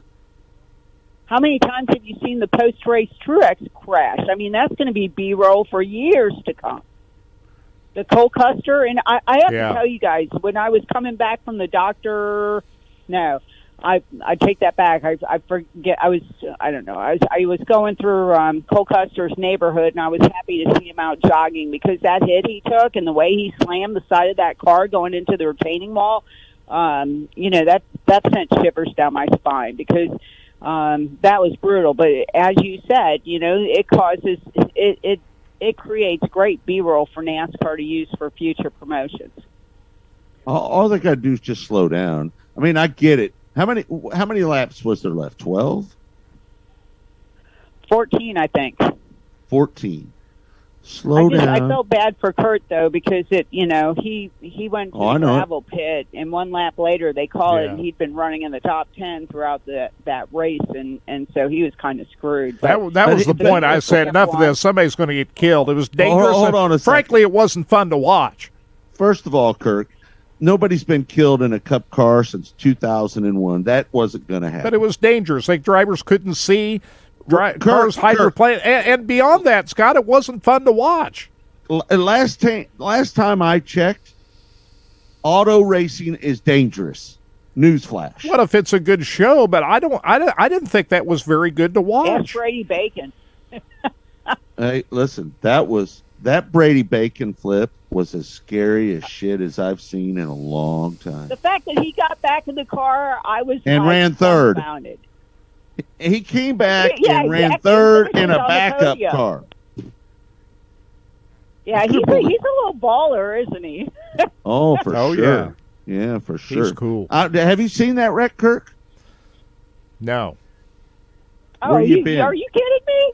How does he not see that wreck? How does he not see that? That just tells you he doesn't socialize on social media that much. Kirk, that thing has been everywhere. Well, not just that, they played it like 24 times after it happened while we were watching it. You found that, Todd? Find that wreck and let's play it. All you got to do is just put it on it's on my Facebook page, Todd. We'll see it all together. Kirk, how do you miss this, Kirk? I'm just serious. How does anybody miss this? Has been the biggest news in sprint car racing for the last several days. Brady Bacon driving a sprint car. Where was it? Terre Haute? Kokomo? It was one of the two. Terre Haute, probably. If you go to my page, you'll find it on there. It's on Scott's Facebook page, I think. Yes, it is. We'll locate it, so we'll see it. But anyway, Brady Bacon's cool. Big fan of Brady. Glad he's okay. Keep going down, Todd. Right there. The video above with that. Back down, Todd. Back down, and go to. There we go. Here we go. Terre Haute, isn't it? Oh, big ride. Bacon yard sales and look how high he is in the air in that picture. Down in turn one. Bacon leaves the property. Huge flip. Boy, that crash reminds me of the old days at Knoxville when sprint cars went. Watch the replay because it just leaves you when sprint cars routinely flew over the wall at Knoxville back in the day. That's what that reminds me of. That's let me a tell you, wild ride. I haven't seen a car get that kind of altitude. Roll that back. in a Let's watch that long again. time. One more time. The timing of how he hit the top of that rail projected him up in the air, and the photographer got the shot that was seen around the world of him at maximum altitude. That's a crazy picture. That one picture where he's way up in the air, it takes your breath away. He got about as airborne as I've seen a non-wing sprint car go in quite a while. Go to that picture, Todd, that's below that on my Facebook page. Boy, he got a lone big-time airborne on that one. Yeah. Oh, yeah. And the fact that he got back in the car then and finished third was just remarkable. Look at that picture, how high he is in the air. You know, that's why Brady Bacon's one of the coolest guys in all of racing. Just like you pointed out. He crawled back in and went right back at it. You know what? He lived up to his macho man. Macho man. Last night, to me, he's Junebug. He's Junebug Bacon. But last night, he lived up to his macho man status. Coming back to run third. Great job, Brady Bacon, man. That was unbelievable. Yeah, he's cool. God, that just his legend grows even further in my mind. Yeah, for sure. Wonder what car that tire hit out there in the parking lot. That's what I want to know. Oh, guy goes back and gets in the car after the races. Uh-oh. Yeah. Yeah, bad deal. Yeah, that right. is some crash there. That's one of the all-timers right there. Oh, there's another view. I didn't know there was a second view of it. Wow. That's why people love to go to sprint car races. Just for you don't want to see anybody get hurt, but that's the thrill of it right there. I did think, though, that Justin Grant was very diplomatic after that race. What did he say? I didn't hear. Well, he put out a tweet later on about the incident with Wyndham, and, you know, it was just hard racing, and he's been on the other side of that, so. Well, that was the biggest story, I think, in sprint car racing. We got they a don't big call it story the here. action track for nothing, do they? Terre Haute. Sure. Yeah, I just wish Mother Nature, now that we're all going back to the racetrack, I wish Mother Nature would give us a break. Boy, howdy. Yeah, well, we're going to deserve see it. what kind of track we have here tonight. We've had a lot of rain down here at Lake Ozark Speedway. The Lucas Oil ASCS National Sprint Car Tour is going to be running here tonight. We're real excited about it. Don't forget, if you want to watch it, you can watch it on our new app on iOS, Apple TV, Android TV, Roku, Fire Stick TV, or you can go to www.racingboys.tv, and that will get you there. There's a link on the home page. You click on it. If you're already a member, don't worry. You'll still be able to watch until your expiration date comes up, and then you'll have to renew on the new app.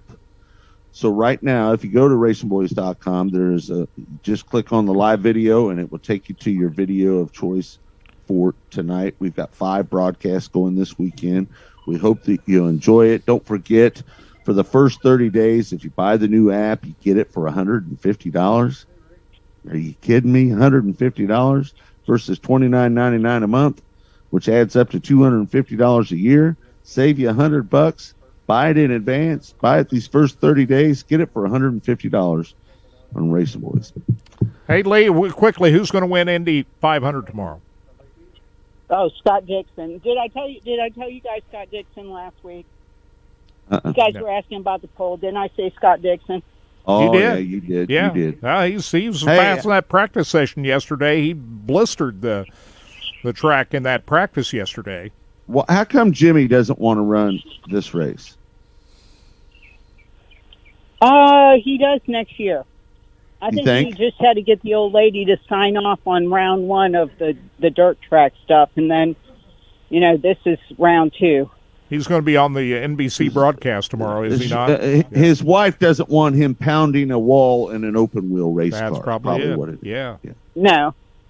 Yeah. I mean, I can't say that I don't, blame her, but I mean, it's, it's his life. It's, you married a racer, racers race. Well, that's what I say. It's just like when I was talking about that rain. Suck it up, finish the race, move on. That's all. I mean, I he knows I know what he not signed everybody up for. agrees with me. I know everybody doesn't agree with me on that, and most of the drivers probably wouldn't agree with me on that. Just slow down. Just slow down. I don't care if you're running 35 mile an hour. Finish the race. Well, I had to laugh because Kyle Busch's team put the windshield wiper on backwards, so he goes, man, this is great for my passenger. All right, Lee. Thanks so much. All right. We appreciate you. What you got coming up on Racing Boys? I'm going to do a story about the hydration system that these guys are going to be using for the weekend. And Brad Keselowski did something that was really cool. He's raising money for veterans to have service dogs. And a real cool story, the guy next door to us, he used to do the ROTC program for Davidson College and went to school there too. And I saw he had a new puppy yesterday when I was walking Willow, and he's the guy next door is training dogs for veterans. So on Memorial Day weekend, I think that, shout out to these guys that give back to the people that give back for us and keep our country free. Yeah. Good one. All right, Lee. Thank you so much. We love you. Talk Thanks, to you Lee. later. Great job. Bye, guys. All right, there's Lee Spencer, the very best in the business. You can find her stuff still on racingboys.com. Don't forget about the new apps coming up. The new app, it's going to be on iOS, Apple TV, Android TV, Roku, Fire Stick TV. You can join now for $150 for the next 30 days. Well, we're about 3 weeks in now, right, Kirk? We got 3 weeks to go, probably. Yes. Right? So about 3 weeks in order for you to get your $150 a year membership on Racing Boys, your All Access Pass. And when you renew, you're grandfathered in for life as long as you don't let it lapse over. You're grandfathered in for life for $150 on Racing Boys. And we got a ton of events over the next 30 days. Take advantage of it. I know our Speed Week, we've got 10 races in 11 days. Yeah. And let me tell you something, folks. You might think you see all of our broadcasts on Flow. You don't. A lot of times they cut away and go to a commercial while me and Scotty Cook are doing some stuff. So if you want to see everything that is going on the Racing Boys broadcast, you got to watch Racing Boys. Because you never know when Flo might jump in and run a commercial, right? You've seen it. And me and Scotty might be talking away, doing some interviews with drivers or yakking back and forth with each other, whatnot. I mean, if you're not interested in listening to me and Scotty talk, well, then we get it. But for the ones that want to see everything that we do over on Racing Boys, you got to go through our apps. You got to go through iOS, Apple TV, Android TV, Roku, Fire Stick TV. And join now and save you $100 a month if you do it in the next 3 weeks. We're matching Flo's price. That's what we're trying to do right here. Now, I know Flo, they're great partners of ours, and we love working with them, and they are a great company. And we love co-streaming the National Tour events with them. We love doing the broadcast for them down at the shootout in the Chili Bowl. But, we're still a company, too, and we still need your help. So we really, really wish that you would take your $150 out of your pocket, spend it on Racing Boys for a year, and that'll help get me and Scotty and Deidre and Heather and the cameraman and the infield cameraman all up and down the road. You can't believe how much money it takes to do what we do, folks. It takes every penny of what you guys spend on us to beat up and down the road and do what we do. The income is not that good, but the love of our life, what we do traveling up and down the road, makes up for it. I tell people all the time, we're not rich financially, but we're rich mentally because, I get to do what I love to do. Go to sprint car races for a living. How good is that?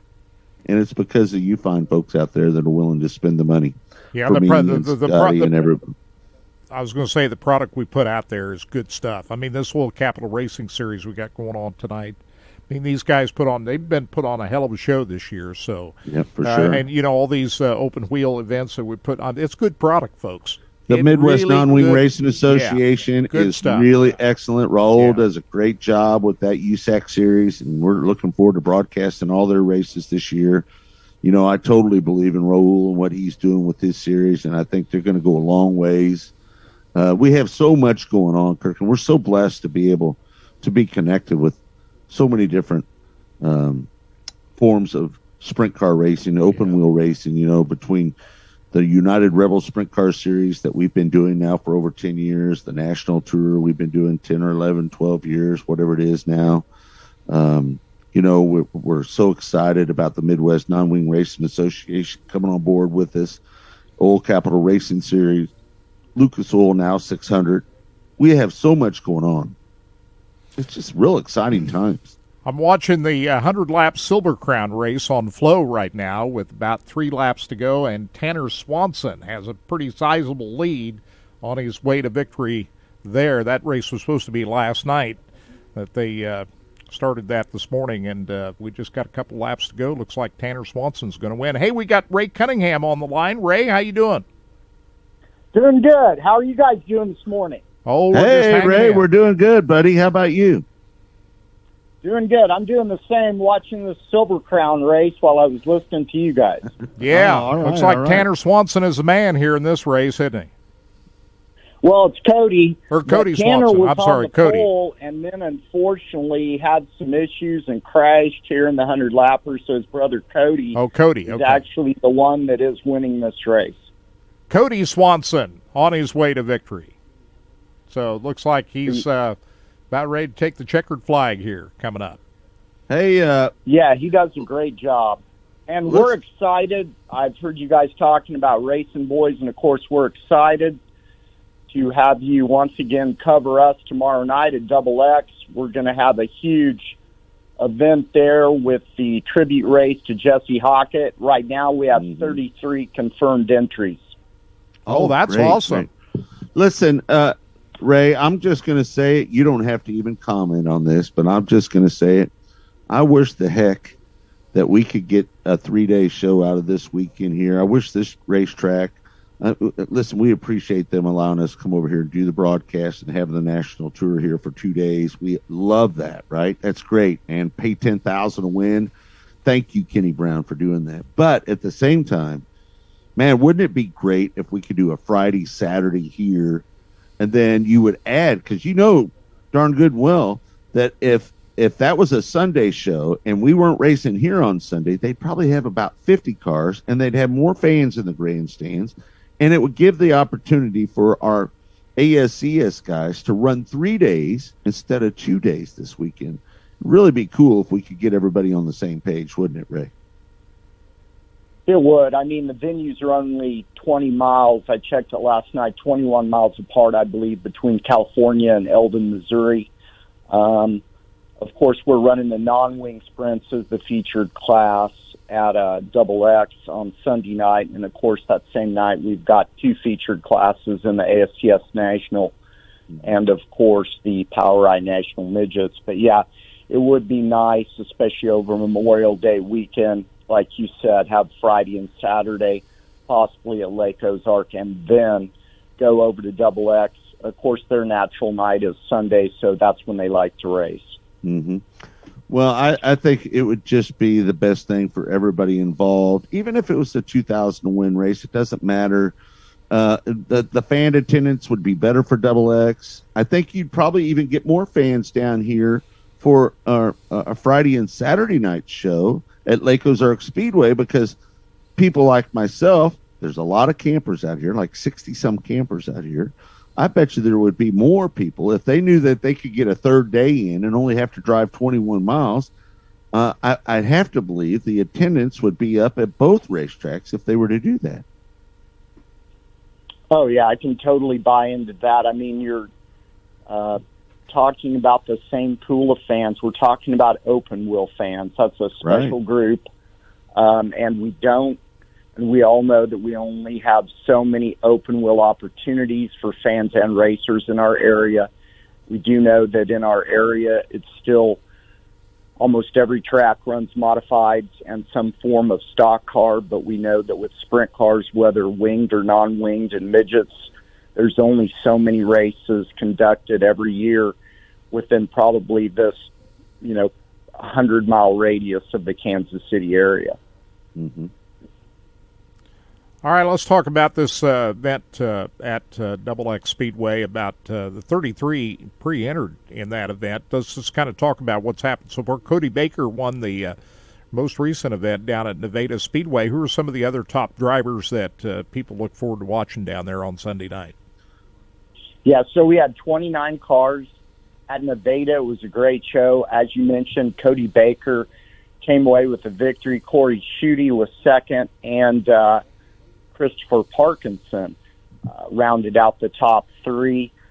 Those three drivers and the top 10 in that race will all be at Double X on Sunday. But we also have some other exciting entries. Riley Kreisel, who put on a heck of a show just the other night at Terre Haute in the USAC National Sprint Car Series, finishing second in his heat, qualifying fourth, running ninth in the main event. Riley will be there. We also have Zach Dahm, the multi-talented midget and sprint car driver, racing for McGarry Motorsports once again. Zach's going to join us. And then we have our host of regulars that always do a great job. Wyatt Burke, so far this year, he's won in the USAC Oklahoma Series, and that was a big win for him. And last year, of course, he's our defending champion. He's won 20 races. Since 2019 in non-wing sprint cars. He's always tough. Wesley Smith, driving with John in conjunction with Helm Racing and John Helm. Wesley is looking for his fourth victory this year, including earlier he won at Lake of the Ozarks. So we've got a lot of great competitors, and this year the champion of the USAC MWRA will win $5,000 as the Point Fund champ. Wow. That's pretty good. Yeah, Raul is up in his game all the time for our series. Next week we also have a doubleheader. We're going to be at US 36 on Friday night. We're going to follow that up by going to Bethany.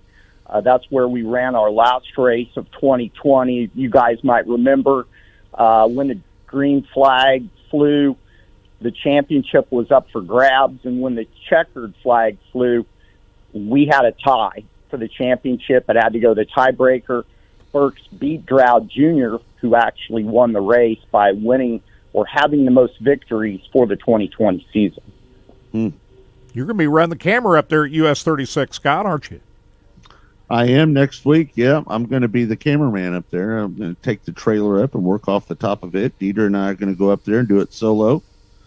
So, yeah, I'm looking forward to that. I love going to – listen, John Bowler and what he's done up there in bringing that place back to life has done an excellent job. He's a great guy, easy to get along with, just one of the nice guys in motorsports. Yeah, they haven't got any race. Have they got any races? Maybe one race in so far this year. They've had rain problems up there too all spring. Yeah, and that's the problem in our area, but not just our area. Let's look around. If we just go to any website, including yours, we looked at the list of rainouts over the last few days this week, going into the Memorial Day weekend. That's why we're watching a Silver Crown race at 9 a.m. Yeah, because that rained out. But the weather looks great this weekend. Yeah. We want people to come out to the races, obviously, but if you can't, we do want them to watch on Racing Boys. Yeah, for sure. Well, that's it's going to be exciting. Our cameraman is shooting the Silver Crown race, and he is leaving there at 11:30, regardless if the race is over with or not, and headed this way. I heard that this morning that Dean Mills, he was the featured cameraman for the Silver Crown race, and he's going to stick it out to try to get in, I believe, the midget race. And I also think there's a Formula series in there, maybe the Formula 2000 series, I believe, running. But I did hear that he will leave no matter what, because he's got to come and help you guys out tonight. Yeah. And So yeah, Well, that's, you know, that's an interesting thing. If he doesn't That's make it in time, you're the man, Scott. That's right. Listen, that's what we do in this business. We all row the boat together, and that's how we all make it work. So I expect him to be here. I don't expect him to be late. He'll be here an hour or two early, I would say. So, well, Ray, listen, thanks so much for taking the time. Have a good time down there at Double X Speedway, one of my favorite tracks to go to. The Wirtz, they are just really great people. Support that racetrack, folks. I mean, if you're not going to be here at Lake Ozark Speedway, do us a favor. Go to Double X. Pack the house over there, would you? You're going to make the call on this race, right, Ray? That's right. I'll be going live for you guys on the Racing Boys Network, and I'm excited about it. We're so happy that you guys are on board with us this year to cover our series and let people know what a new, exciting series this is, featuring many of our local drivers, but also some big guns coming in from the outside on occasion. Yeah, for sure. Ray, you're the best, bud. We appreciate everything you do for us. Travel safe. We'll talk to you down the road. All right, you guys have a great day and have a great racing program tonight, Scott. All right, Ray. Thanks, you. Ray. All right, Ray You bet. Take Cunningham. care. Man, he is so good at what he does. It's a blessing to have him writing columns for us on Racing Boys, as well as being one of our roving reporters, getting out there covering the action that's going on in open wheel racing. It's a bonus to have Ray as part of our team. Yeah, it's good. As far as the drivers that you're going to see tonight at Lake Ozark Speedway, we've had, a lot of different. Blake Hahn did well at the Volunteer Speedway here the last time out, but we've had a lot of different guys step up and do well so far. Yep, for sure. All right, folks. Well, thanks for tuning in to the show. I've got to get to work. We've got some setup to do here today. We're just about all the way set up. We've got all the cables ran. We just got to put up the electronics. It's going to be good tonight, folks. Check it out. If you want to watch it live, you can do so on our new app. It's iOS, Apple TV, Android TV, Roku, or Fire Stick TV. You can watch it on there. If you're not already a member, you can become a member and pay for an entire year for $150. Got to do that in the next 3 weeks. That special is not going to last for long. So if you want to do that, save you $100. It's normally $29.99 a month, which would be like $250. So if you want that, and then you're grandfathered in for life at $150. It's a great deal. Again, iOS, Apple TV, Android TV, Roku, and Fire Stick TV. You want to see everything that goes on in Racing Boys? That's the only way you're going to be able to do it. Check out our new website as well, www.racingboys.tv. And again, if you're a current subscriber, the $29.99 all-access membership, use your same username, your email address. It will work on the new racingboys.tv, and all you have to do is create a new password, and you'll get logged in, and you'll have access. Your membership will go until the expiration date. So if you're an ongoing member of racingboys.com that say you subscribed early in the month, you'll still be good till the anniversary date on the new site. So again, the username is the same, your email address, and you just have to create a new password. So forget password or create new password, and you can get a new password and you're in, and you should be able to continue to watch. And so what Kirk is trying to say, if you paid for a month, you paid $29.99 for a month, and you bought it a week ago, you can still watch it on our app. Right, Kirk? Yes. That's what it boils down to. So you just have to... if you bought a yearly membership, your yearly membership is good until the day it expired, the day that you purchased it.